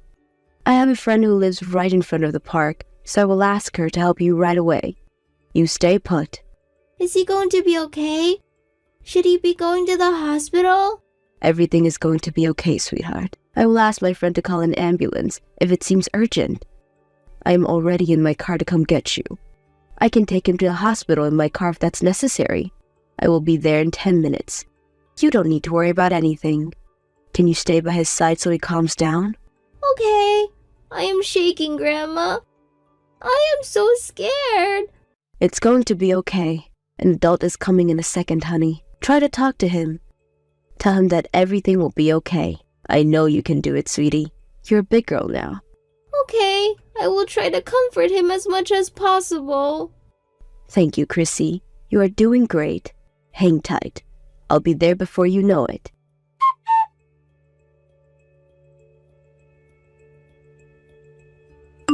Hi, Stacy. How's Chrissy? Is she enjoying her birthday? Hi, Olivia. Yes, she is enjoying it very much. She loves her birthday cake. I ordered a special one for today. She loves it? Are you sure about that? What? Of course I am sure. Why wouldn't she be? Oh, but I haven't had the chance to give her the present you prepared for her yet. I will keep it as a surprise for tomorrow. She should be in touch with you by then. Sorry for not giving it to her today, but I hope you don't mind. Stacy, if there's one thing that I do mind, is about you not looking after your daughter. Why are you lying to me? What has gotten into you? What lie? What are you talking about? Chrissy is with me now. You're still not home, are you? And you're even lying about the cake. You never went to pick anything up. I don't think you had anything ordered in the first place. Where have you been all this time? Huh? Chrissy is with you? Why? How are you with her? Did you invite yourself in? You should be relieved that she is with me, safe. You don't even know what she has been through today. The poor child is taking a nap right now in my bedroom. And you have a lot of explaining to do. Wait a second. Why is she at your house? Did you take her from our house without telling me? She was headed to my house to surprise me when she got into an accident with another child today. She reached out to me for help because she didn't know where you were. She told me how you haven't been home since you went out to pick her birthday cake up. She had no idea when you were coming home, so she reached out to me instead of you. Hold on. What accident? You're joking, right? I'm our mom and no one thought of telling me sooner? Why hasn't anyone told me about the accident? Is she okay? She crashed into a boy on a bicycle. Both of them are okay. The boy on the bike was younger than Chrissy and hurt his knee, but nothing serious. They were both very shaken up, but I was able to handle the situation. Jesus, Olivia. If no one was seriously injured, don't scare me like that. I'm glad they are both okay. You should have been there for her, you fool. Chrissy was terrified. The boy was bleeding and he wouldn't stop crying, and his parents weren't around when it happened. But she kept on comforting him until I arrived. He had calmed down by the time I got there. His knee was bleeding pretty badly, though, so I could see why both of them were scared. Did you talk to his parents? Yes, it's all done now. Wow, okay. Well, I guess I owe you thanks for handling everything. I did what was necessary, but now I would like to talk about you. The fact that you didn't know Chrissy wasn't home tells me you are still not home right now. So where the hell are you? And where the hell have you been doing all day? Have you forgotten about her? What were you going to tell Chrissy? That you had to take the plane to go get to the cake shop? I just got stuck in traffic. There was a huge accident on the road that I couldn't go anywhere until they cleared the scene. That's all. Just couldn't make it home sooner by chance. You've been stuck in traffic? Chrissy told me you left for the cake before noon. That's nearly half a day ago. You do know it's past 9 p.m. now, right? Where was the accident? I haven't heard of any accident big enough to stop the traffic for half a day. I don't know the details. I didn't witness the scene. But I'm telling you, there was a lot of traffic and I was stuck. Perhaps there was a bad crash or something. You can't blame the accident on me, though. I had nothing to do with it. And I didn't choose to get stuck. I see. So then you're saying you haven't got home by coincidence. You didn't plan any of it. And you didn't mean to abandon your daughter for more than 10 hours? Exactly. I promise I won't let Chrissy feel unsafe. I meant that. I would never leave her on purpose. Don't you believe me? You have to give me a little bit of trust. Stacy, I wish you would stop lying to me. You think you're making up good stories, but you are just a bad liar. I would find out the truth so easily. I don't understand why you can't see that. Excuse me? I am not lying. I don't even know why you think that. I am telling you the truth. Stop it, Stacy. Chrissy was watching you leave the house this morning when you said you were off to get the cake. She said you left in a man's car, the same guy Chrissy saw you with the other day, which means you left your car in the driveway. So tell me, you have been stuck in traffic with him this whole time? Is that correct? And it didn't even bother you that you have been stuck in traffic for that long while your daughter is alone at home? You didn't think to message her to tell her what was going on? See, the cake shop was quite far. I am not a confident driver, so I asked my friend to drive me. How's that so bad? I didn't message her because I've had bad reception, and for the millionth time, he is just a friend. Is it a sin for a woman to have a male friend? I think you all have such dirty minds to immediately assume that I am cheating on my husband just because I'm with another man. Are you sure he is just a friend? Are you sure you are not lying to me again? Because you are digging your own grave to lie upon more lies. I assure you, I will find out if you are lying. I have nothing to hide. He is just a good friend who helps me get around. I'm not lying. All right then. I will ask a private investigator to look into this matter. It will help us find out who he is and what sort of relationship he has with you. I'm sure you don't mind me hiring one if you don't have anything to hide. Huh? A private investigator? You're going to hire someone to look into my friend? Yes, that's the plan. I told Nick what happened today. He said he wants to find out who he is. He will be back sooner than originally planned to look into this matter more seriously. But in the meantime, ask me to call a few investigations to start the process. Hey, wait a second. You told Nick. You can't do that. What makes you think I would keep this from my son? I had asked you respectfully not to leave Chrissy at home by herself. I even offered you my help if you ever needed. That conversation was only a couple of days ago. You couldn't keep your promise for a week. You have put your own daughter in danger. How do you expect me to keep this a secret? I refuse to let you risk Chrissy's safety. But, Olivia, that's not fair. He only knows your side of the story. What did he say anyways? He said he would make his final decision based on what we find out about your friend. But at the moment, he is outraged about how you have treated Chrissy. He is in disbelief and does not trust you with her anymore. He considers your action as abuse and is thinking about divorcing you. What? A divorce? No, that can't happen. You have to make him stop. He can't divorce me. Stacy, I don't think you are understanding the situation correctly. You are the reason Chrissy got into an accident in the first place. If you didn't abandon her, she never would have tried to come to my house on her own. No one would have gotten hurt. I don't know if you're cheating on Nick or not, but as far as I can tell, you have prioritized your friend over Chrissy, and your choice has led to where you stand now. So you have no right to blame me or Nick. But a divorce? Come on, both of you are just overreacting. How can you people be so cruel? Don't you have any sympathy for me? You are his mom. You don't think divorcing me is the best option for your son? Of course I do. In fact, I am very proud that he sees the seriousness in this situation, unlike you. I am proud that he is the kind of man who can prioritize his daughter's safety above all.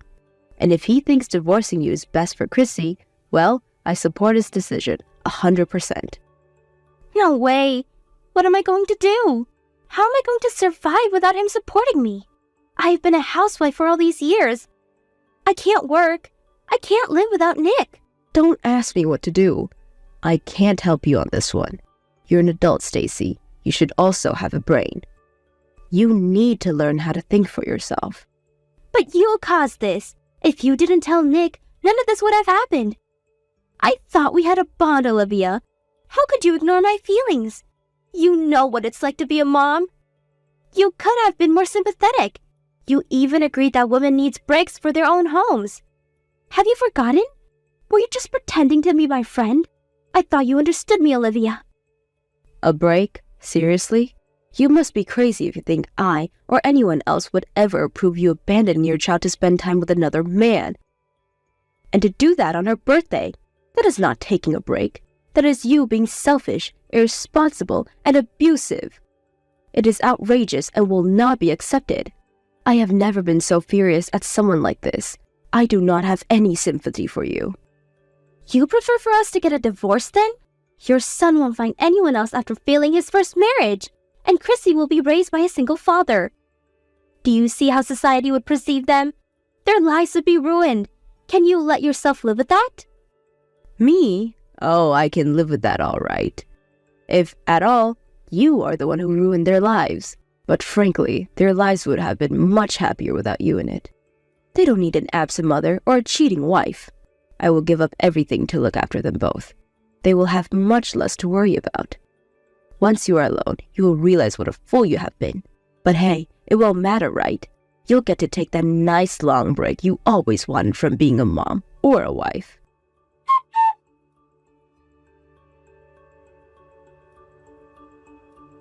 My son came back right away to discuss what has happened while he was away. Chrissy and I gave him all the details, and he was devastated to find out Chrissy's safety has been jeopardized multiple times. Stacy tried to defend herself, but it didn't change his decision to divorce her, seeing that she has prioritized herself over their daughter. It wasn't hard for the private investigator to find out who Stacy's friend was either. They got a hold of a few surveillance cameras that captured them together, in which they were clearly more than just friends. Chrissy and her father sued both of them for child endangerment and emotional distress. Saying that the two intentionally left Chrissy repeatedly to see each other, the court saw the serious danger caused and they were able to win the case. Stacy didn't stand a chance at winning Chrissy's custody, of course, and seemed to have given up at an early stage, which made Chrissy a little sad, which she got over fairly quickly. Nick has officially moved back now, and the three of us live together. Chrissy doesn't miss her mom much, since she was never around to begin with. For me, it has felt like I'm a full-time mom again, which is hard sometimes, but I'm glad to be there to support the two, and that Chrissy will not feel lonely again. I don't know how Stacy ended up the way she did, but I hope the divorce taught her a good lesson, and that she regrets her selfishness now that she is the one alone. Hey Alex, where are you? Are you out drinking again? No. I'm sorry. I guess I forgot to call you. I'm at my parents' house right now. What? Why? You went there straight from work? Yeah, I did. Mom asked me to come help her with something. Help? Is everything okay? Yeah, it wasn't a big deal. Their old dining table broke and they bought a new one, and they needed me to help them carry it home. You know, because they both have bad backs. Well, I understand, but I wish you'd told me. I didn't know, so I prepared you dinner. I'm sorry, Kate. I was really tired from work, and it slipped my mind. It must have taken you like an hour to get to your parents' place if you went from your office. That must have been hard on you, especially after work. Yeah, I was debating whether I should go or not at first. But I thought that it'd be pretty inconvenient for them not to have a dining table, so I pushed myself and decided to go there in the end. So, I hope you understand and go easy on me about this. I'm not upset. I think it's nice of you to help out your parents. I might have been unhappy if you were out drinking, though. Good, thanks. Oh, and Mom says hi. Please thank her for the gift she sent us the other day. And tell her that we really enjoy those chocolates. Oh, and can you ask her if she likes Madeline? There's a new bakery in town that has amazing Madeline, and I'm thinking about sending her some as a thank you. Are you sure that's not going to be a lot of work for you? No, not at all. I tried it with my friends the other day, and it was so good. I want your mom to taste them as well. And I know she likes having a little treat during her tea time. You know her so well. You really like her, don't you? Oh, sorry. I want your dad to try their Madeline too.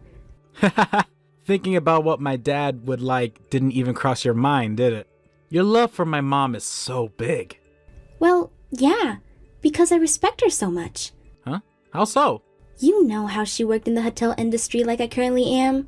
Difference is that she worked at a high-end luxury hotel. They expect you to always have the best service skills and manners. So the fact that she was able to work there for so long speaks volumes about her. She speaks a few different languages as well.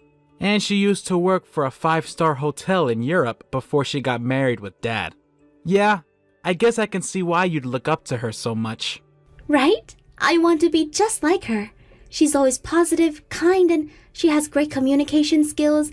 On top of that, she's even good at cooking. It's difficult to find any part of her that I don't respect. I see. I will tell her that you said that. I'm sure she'll be happy. It makes me happy too that you think so highly of my mother. Haha, you don't need to tell her anything. Anyways, are you going to be late tonight, or are you staying over there? Maybe I will stay the night. It's already pretty late. Yeah, it's not safe to drive at night when you are tired, so I think that's better. Well, I guess I'll see you tomorrow then.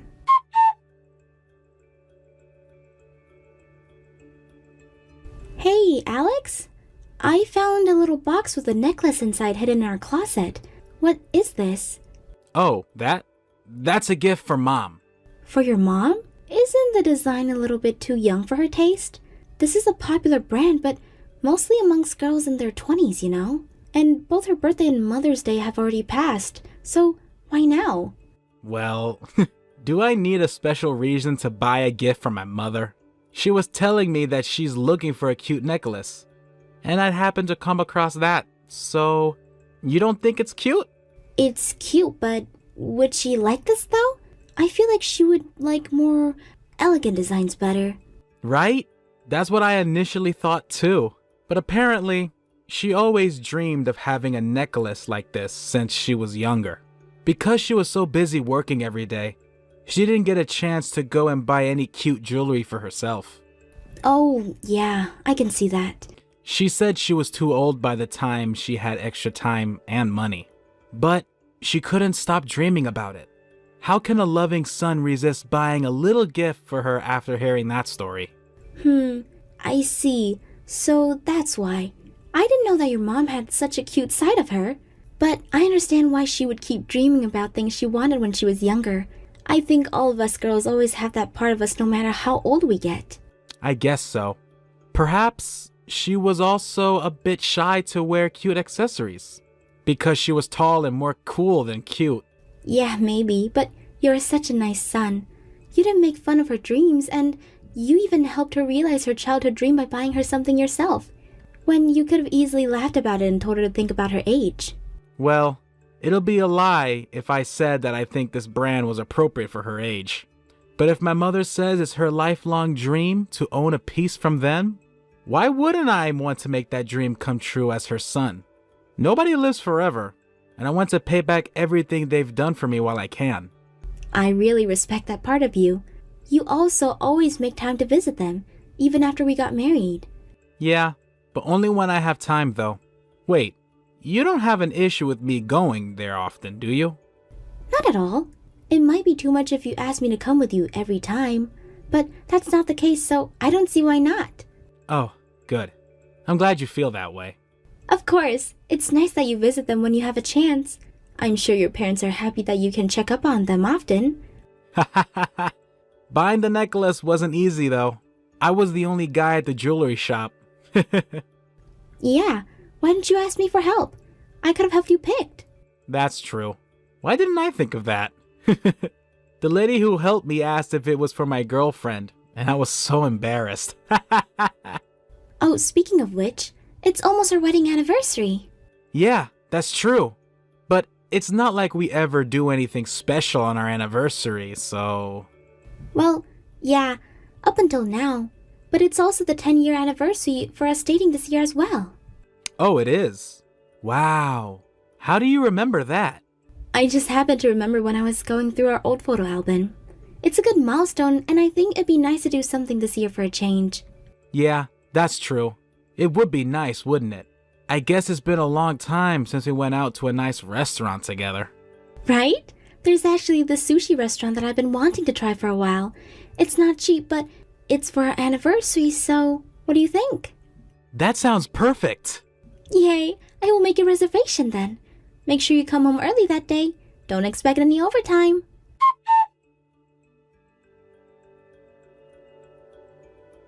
Kate, I'm so sorry. I don't think I can come home tonight. I know we had that reservation for our anniversary dinner. I feel horrible. Why? What happened? Did they ask you to work overtime again? No, I just got a call and apparently, Mom suddenly collapsed. What? Is she okay?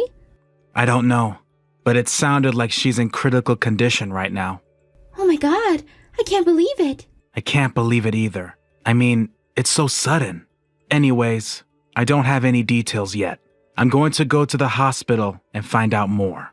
Yes, you should. You should still drive safe, but try to get there as soon as you can. I'm sorry about the dinner. I know you made the reservation and everything. Don't worry about that at all. Your mom is way more important. Don't think about it and just go see her. Thanks. I'm going to stay there tonight, but I will let you know as soon as I find out more information.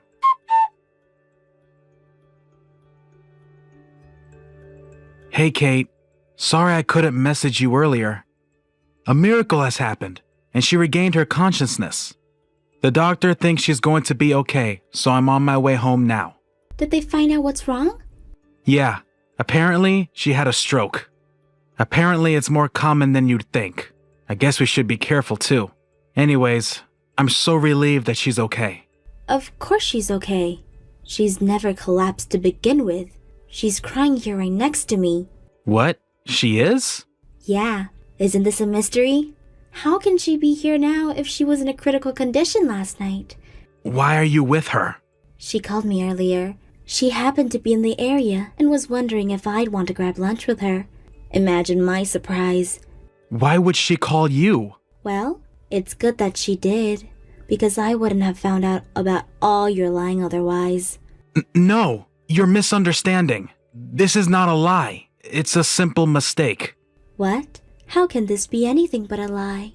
I wonder where you stayed the night if you weren't at the hospital. There's just something that I had to attend to. Well, it must have been something very important then. More important than our anniversary dinner. No, it wasn't more important. Why did you ditch me then? Well, they didn't take no for an answer. Who didn't take no for an answer? My boss from work. I'm sorry I didn't tell you honestly, but I promise that I have done nothing that I need to hide from you. Is that so? Oh, by the way, you know that necklace you brought for your mom? She says she's never received any necklace from you. Who's the young lady that received your gift, Alex? What do you mean? Which young lady? I'm asking you that question. She must be your mistress. Everything makes sense if that's the case. I'm not cheating on you. I would never do anything unfaithful. I know you were lying about visiting your parents often. Your mom told me that you hardly ever visit them, which means you lied about helping them with their dining table too. Were you with your mistress that night too? No, I wasn't. Don't even try to defend yourself anymore, Alex. Both your mom and I already know what you were up to. You can't talk your way out of this. No lie can get you off the hook, so you better come clean. I'm sorry. So, you admit it. I just didn't want to hurt you. I knew that it was wrong. I knew that I shouldn't be doing this. But I couldn't bring myself to stop. Stop what? Don't be vague about it and explain properly. Your mom is here reading this with me too. Do you prefer for her to call you right now instead? Would you like to explain everything to her directly with your own mouth? I have a girlfriend that I'm seeing. You mean a mistress? I guess you could call her that too. Who is she? Is she someone I know? She's this junior associate on my team at work.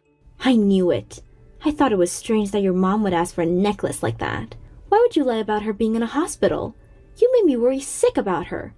Because I knew that I needed a really good reason to cancel our anniversary dinner at the last minute like that. Especially because you just found that necklace earlier and were suspicious. Why would you cancel our plans if you knew it was that risky? She caught a cold and asked me to stay with her. She was really sick, so I couldn't just leave her alone. I'm sorry. You are sorry? Do you think sorry is going to make up for you cheating? No, that's not what I think at all. I will make it up to you. I promise. I will break up with her, and I will never see her again. I don't care. I'm done with you anyways. You're not thinking about divorcing me, are you? Divorcing you? Of course I'm thinking about it. You're going to break up with me over a single mistake? I know I shouldn't have lied to you, but this isn't a big enough deal for a divorce. This isn't a big enough deal? You think this isn't a big deal? Wow, I guess I'm seeing who you really are for the first time. I'm sorry. I shouldn't have said that. Your mom is calling your dad right now. How is she? Still crying? She stopped crying, and now she's just really upset with you. She's asking for your mistress to come and face us. I can't ask her to do that. Oh, really? If that's the case, your mom says she's going to call your office directly tomorrow.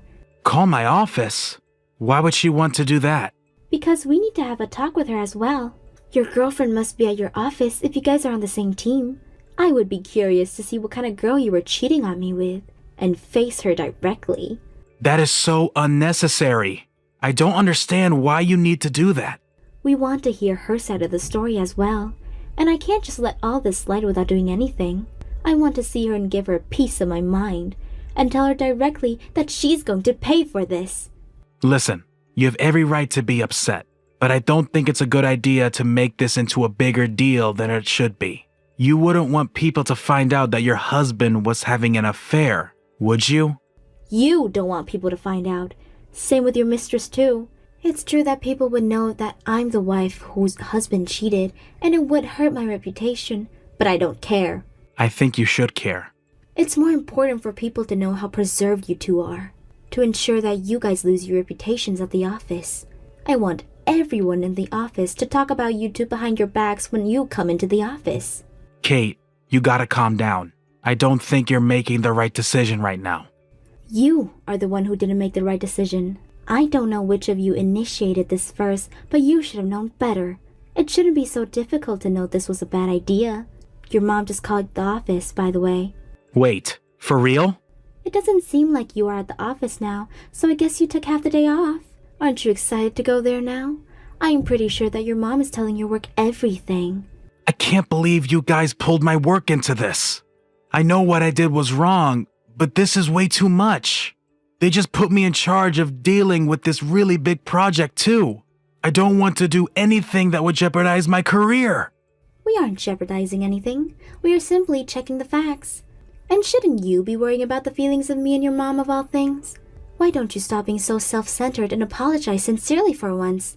Well, either way, nothing will stop us until we completely destroy your reputation.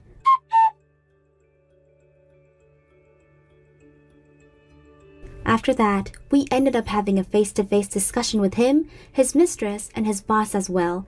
Of course his boss had nothing to do with it, but he volunteered to help us resolve the situation as quickly as possible. I guess his boss was more worried about the effect that this affair might have on his team's performance if things dragged along too long.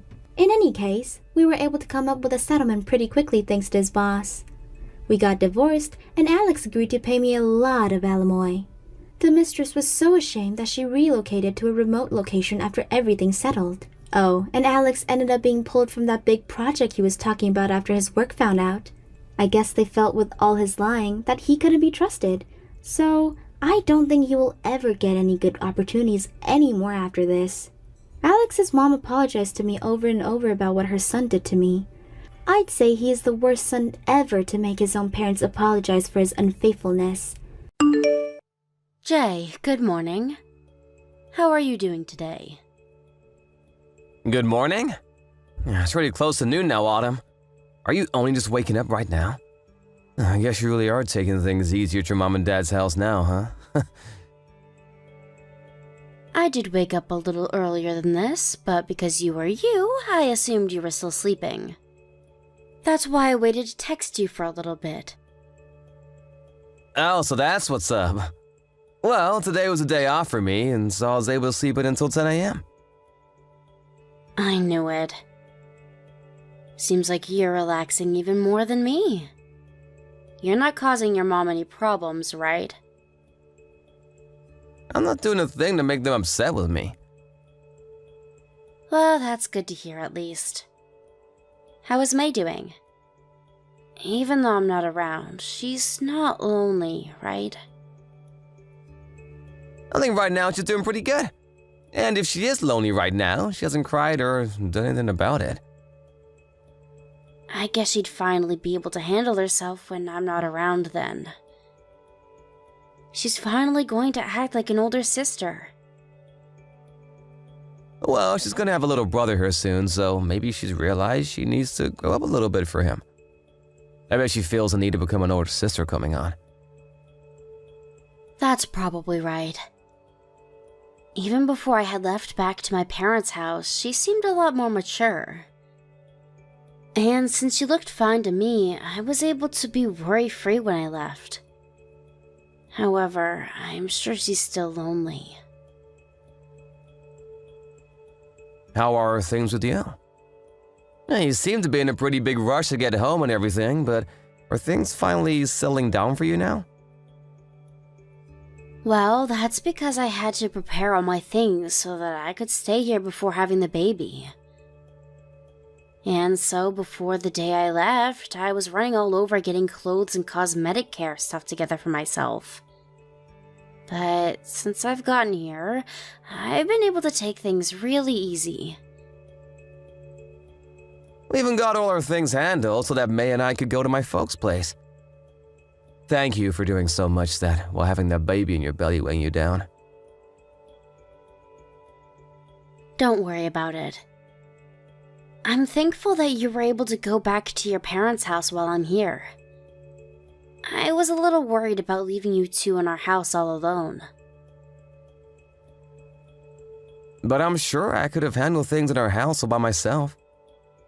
Although having to work a full-time job and do the chores and care for May would have been a handful. Being back with my mom and dad now makes things a whole lot more relaxing, and he does all the chores for me. That's right, and that's why I'm thankful for them. Coming back to my parents has made things more relaxing for me as well. I'm sure anyone would say the same thing about that. Make sure to tell your parents that I'm thankful for what they're doing. You don't have to thank them for this. As long as letting us stay involves her granddaughter, they're happy to have us here. And even better, this is all in preparation for their soon-to-come grandson. So right now, they're excited having us here. And that's wonderful to think of. It's because of all you guys helping me that I'll be able to do my best with the birth. And I'll make sure to keep doing my best with anything I can do. But compared to how hard you're putting in work for this, my effort is nothing. That's not true at all. You're doing a lot for me by looking after May. I think having to bring her to my parents' house with me during all this would have stressed her and myself out. And so, I'll make sure that while we're both at my folks' house, we have lots of fun. I'm also really looking forward to seeing my new son. And I can't wait to bring our baby son back to the house. I will say that I'm happy that May is doing so well right now, but I just hope as we get closer to the delivery date, she doesn't start to whine about missing you.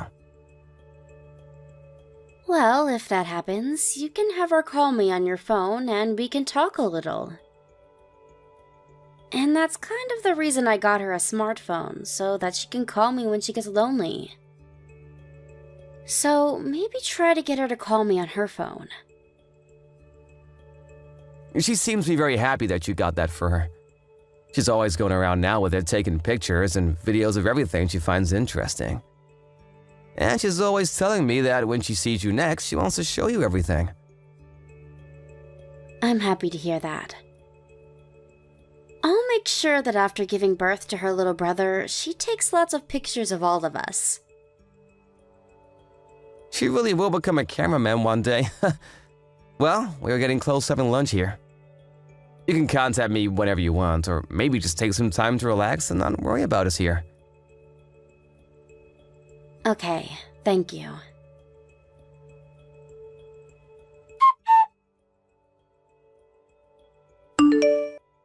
Autumn, what am I gonna do? There's a real problem over here. I can't seem to find May anywhere. Huh? You haven't seen her anywhere around your parents' house? Are you sure you searched hard enough? When I took my eyes off her for 1 second, she was just gone. I looked all throughout the house for her, but she was nowhere to be found. I looked in both bathrooms and the bedrooms, the basement, the garage, the dining room, and the living room, and her shoes aren't at the front door anymore either. I think she's gone outside somewhere. And so right now, we're all outside going around the yard and the neighborhood looking for her. Did she leave the house at all just to play? But if she did, she'd never just leave the house without telling one of us here. Is there a park nearby that she could be at? Maybe she was just bored and left to go there and play without telling you all. I thought that as well, and so I went to the closest park that we're usually at, and she was not there. No kids were. And I went to the local supermarket, and she wasn't there. And to the school's playground here.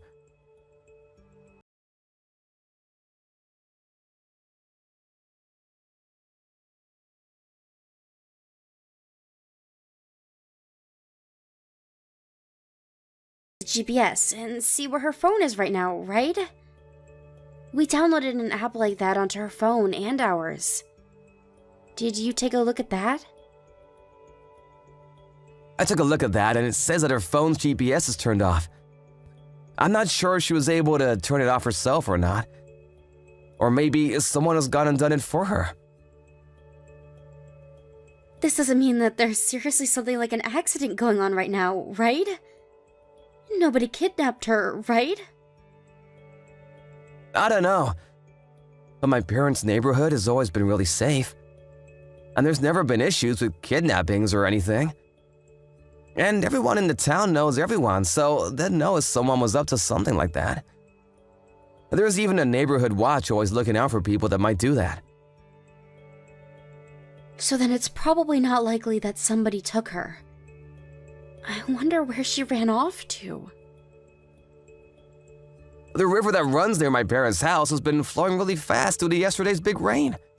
If she happened to go in there and lose her footing, maybe she got swept away. I don't want to imagine something like that, but... We've told her plenty of times to never go near bodies of water without a parent around her. So she shouldn't have done anything like that. But what should we do right now?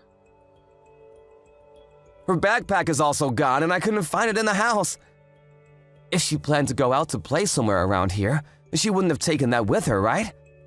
Maybe she had plans to go somewhere specific for something. It's a bit far, but there is a bus stop in town. You're talking about that long-distance bus stop? It'd take an adult at least 15 minutes to get over there from your parents' house.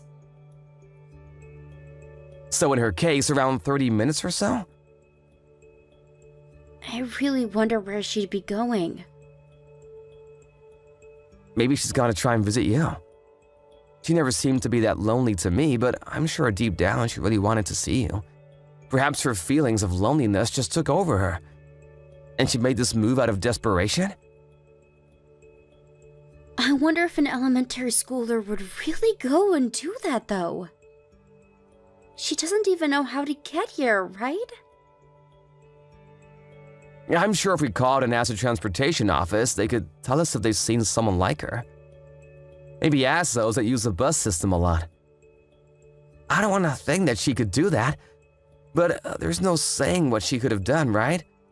It's not impossible that she got onto a bus and should make it to you. Now that I think of it, they had a special class on public transportation and things like that a month ago. And they learned that as long as you have $1, you can use the buses here to get pretty much anywhere. So she might be on one. Does she even carry money on herself, though? She might have the child's pass the school created for them during that class. Did they put money on them? I think with those cards, kids 10 and under ride for free. And when it comes to any money on her, I gave her $15 to spend while I'm at my parents'. I was hoping she'd use that money on candy and toys. Well, with that, she might have been able to take that bus. Do you think that you can try giving her a call to see if she answers? Maybe if she sees a call or text from you, she'll answer. Alright. But if she doesn't reply, what should we do? I think that it'd be best to tell the police about this and see if they can do a larger search for her. That's a good option. I'll start by going to the bus station right now and then to the main office to ask them about her. I'm sure someone there might have seen her, or perhaps they can start asking the bus drivers.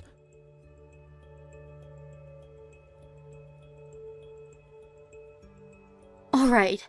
Please, Jay.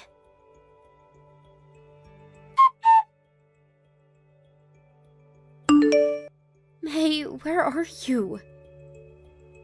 When you see this message, please reply to me immediately. Mom, what's wrong? May, are you okay? You're not hurt, right? No, I'm okay, Mom. Thank God. I heard from your dad that you had ran off, so where are you right now? Everyone is worried about you very much right now. Everyone is still going around looking for you. I'm sorry, Mom. I'm coming to see you. I knew that could be the case. But you can't just do that alone. You just left the house without saying anything to your dad or grandparents. Your dad is really, really worried about you. I'm sorry for leaving him without saying anything first. But don't tell Dad that I'm coming to you. If he finds me, I'll be in a lot of trouble. Why though? I have to tell your dad soon. I don't want to go back to that house. Being over there is dangerous and scary. What do you mean? Can you and I run away from him? Being with him is not good. What are you talking about, May? There's nothing dangerous or scary about being with your dad. He's our family, right? And we're safe with one another, right?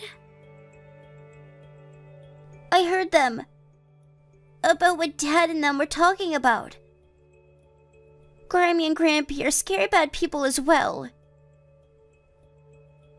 What did you hear them say? I want to come to you, Mom. I don't like Dad anymore.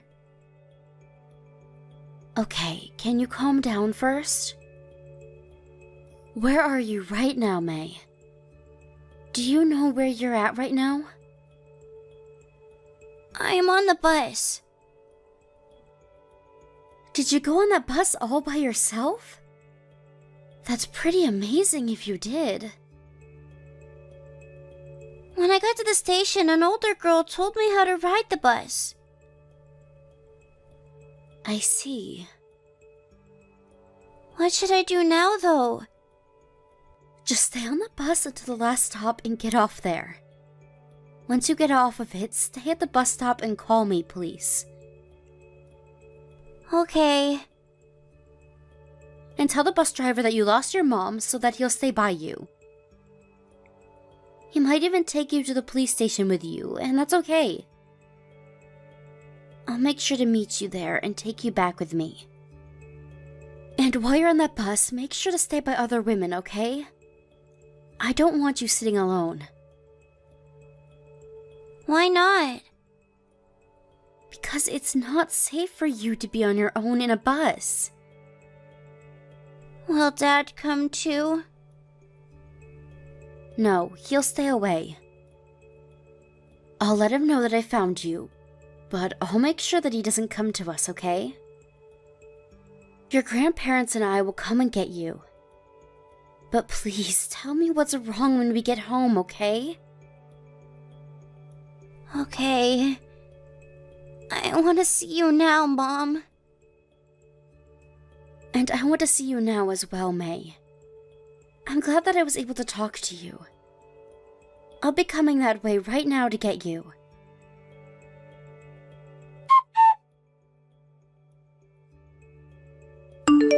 May, I heard about you from Mom. You ended up riding that bus all by yourself, huh? You can't be doing things like that anymore, okay? We've all been really worried about you. Okay. I'm also a little mad at you. I had to run around for a long time looking for you. What is with that attitude, Missy? You're not even sad that you did that to me? Apologize to me right now. Why do I have to apologize to you, Dad? You're asking me why? Because you wasted a lot of my time and energy. And both Grammy and Grampy had to go around looking for you all day with me. You're lying. Because I know that you guys don't care about me. What are you saying, May? Why would we not care about you? I know that you don't love me or Mom anymore. The only reason you want to still live with us is because of the baby, right? Why are you starting to tell me all that nonsense now? You said that right now, May! You're not my dad anymore. I don't have a dad anymore. Excuse me? Mom even said that. She said that she doesn't need Dad anymore. What? Mom said that too? What do you mean by that, May?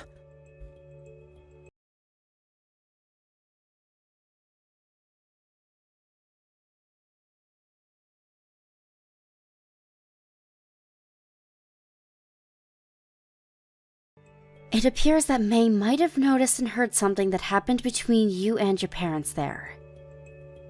And because of that, she no longer trusts you as her dad anymore. What the heck are you talking about? She happened to see you talking with your parents about what would happen after this. You plan to leave me and May behind right after I've had our son, right? That's the plan you all had made. Huh? I don't even know what you guys are talking about. Why would I ever want to throw you guys away, even? What was her reason for me wanting to do that to the two of you in the first place? You only see our son as being worthy of being a part of your family. And it seems you three had talked about how after I've given birth to him, you have no more use for May and I. And what's even scarier is that she heard you guys saying you would hurt us before the divorce, and then get the insurance money before leaving us both behind. And you guys even went over how you were going to hurt May, right? Throwing her down the stairs or having her get hit by a car. And that's what May has been telling you? She has. And that's why she felt in danger there and ran away to come find me. She even told me she didn't want to be near you anymore. We never talked about anything like that, though, Autumn. So you're saying that May is lying to me about all of that? I'm not sure what's gotten into her, but I think there may have been a misunderstanding somewhere. She's a little girl, after all, right? You can't just start believing whatever's going on in her imagination. Well, I think I'm going to keep believing in what she's told me. Why would you do that? You don't even have any proof of me saying such things. Oh, I do have proof, Jay. What? When you guys were talking all about what would happen next with us, May took a video of all of it. The volume is a bit hard to hear, but when I turn it up all the way, I can hear all of you clearly. About how we'd become useless to your family. About how you planned to get the two of us injured. That can't be right. What can't be right, Jay? You said it very clearly to both of your parents. Something about how you would be able to marry a Jane afterwards. Isn't Jane that one girl you grew up with when you were younger? She is. So, can you please explain to me what all of this is then? I already learned a lot of it, but I'd like to hear from you and what you had planned and why. I've been dating Jane this whole time. And we've been planning to get married to one another. Why didn't you marry her before me? Because she isn't able to get pregnant. She's infertile. Well, what does it matter that she can make babies or not? Because my parents would not forgive me for that. My family has had their brewery going for over 150 years now, and they plan to keep it going forever. And they want to make sure I have a kid that can take over the company when we're gone. And so they said that only let me marry a woman that could give us kids to pass said company on to. If not, they'd kick me out of the family and I wouldn't get anything from them. So this is all about keeping the family line going. So, why did things come to this? Because even though we've been together this long, I still always wanted to be married to Jane. So the plan was to have kids with another woman, you, and afterwards go back to marrying her. And so you're just using me. You only wanted to be with me so that you could get yourself a son? And then after that happened, you just throw us both away? If the first child had been a boy, then I would have divorced you then. You're the worst, Jay. And another thing, you planned to hurt May and I physically. Just so you could get our insurance money and run. Actually, that was my parents' plan for the two of you. Right now, things with the brewery are a bit rough, and so they need more money to maintain it longer. What kind of bullcrap reasoning is that? You say it like it wasn't your idea, yet you never said no to them about that one, right? I cannot say no to my parents. I have to do it so that they'll let me be married to Jane, or else I'll never be allowed to go back to her. And so to be back together with someone you grew up with, you'd be fine harming a little girl and her mother? That's completely screwed up, Jay. I'm not letting you have my son. I'm going to divorce you, and then I'm taking them both with me. I won't be letting you do that. He's my baby boy! Do you actually think you're responsible enough to have him in your care? I'm not going to let either of my children end up being used as tools so that you and your parents can live easy. If you think you're gonna take my boy from me, then I'll get a lawyer and take you to court. Is that what you want from this? Do whatever you'd like, Jay. I'll make sure that I have a good offense that'll bring you guys down. And along with that, I'm going to make sure that Jane woman pays me as well for this. Huh? But Jane has nothing to do with all this! But what you just told me a little bit ago is that you have been dating her this whole time while you and I have been together. You not only cheated on me, but threatened to harm my baby girl. I'm sure you won't only be losing the rights to your kids, but you'll also have to deal with the repercussions of cheating on me. Get ready for the day I come for you, Jay. Just shut up and hand me my son when he's here. I just want to marry the person I actually love. And I want to live with the children I actually love, Jay. So you can go ahead and keep thinking about yourself, but I'll be throwing you out of my family. And so you'll never be getting my son. Now you go run off to that woman, but you never lay another finger on my family. Both of them don't need to be involved in something as disgusting as your family's ideas. Wait a second, Autumn! If I don't get my son, then I won't be able to marry her! I've come all this way from marrying a woman I don't love to having to raise a girl for her. And now all my patience is gonna be for nothing! Well, that's not going to be a problem I have to face. It's your fault, after all, for letting this happen to yourself. Well, I'm done talking with you. If you have anything else to say to me, leave it for when my lawyer is around. And I want you to tell my lawyer the same thing you told me. About why you want my son so badly. Maybe if he's stupid enough, he'll even buy that reasoning. But other than that, I don't want you saying anything else to us. Please! If you want money, I can get you a lot of that! Please, just come to me and let's discuss everything. Please, Autumn! I'm at the point where I'm going to have a baby. And I'm not going to let you touch the baby boy that comes from me because you only want him as a tool. Just the same way you wanted me. I'll make sure to fight until my last breath to protect my kids from you. I will not let you hurt my daughter, and I will not let you use my son. If you want to marry Jane that badly, then maybe give as much effort as I have being married to you.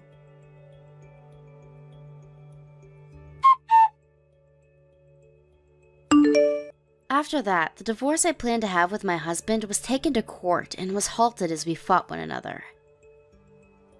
But because of all the evidence I brought in later, and with the texts I showed the judge from the last conversation, it was ruled that he was no longer allowed anywhere close to my children, as he only wanted them for money purposes. Along with that, there was also the part about how he had been cheating on me forever with Jane, and so I was able to get huge settlements from both Jay and Jane. Even though the plan that Jay and his parents set up had failed, he still went to them saying he'd marry Jane. But due to the faith his parents had in their legacy, they continued to harass him and Jane, and one day she had enough and vanished from his side before they could ever get married. And because of what they did to his true love, he held a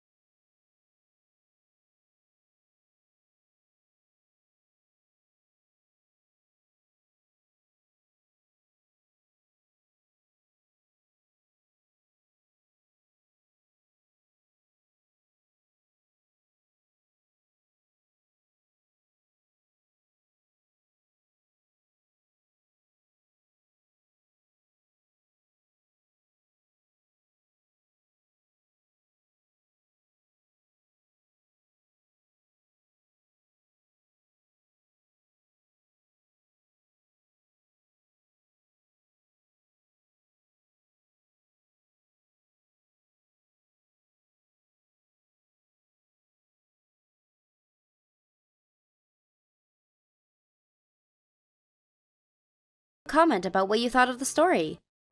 We look forward to seeing you at the next story.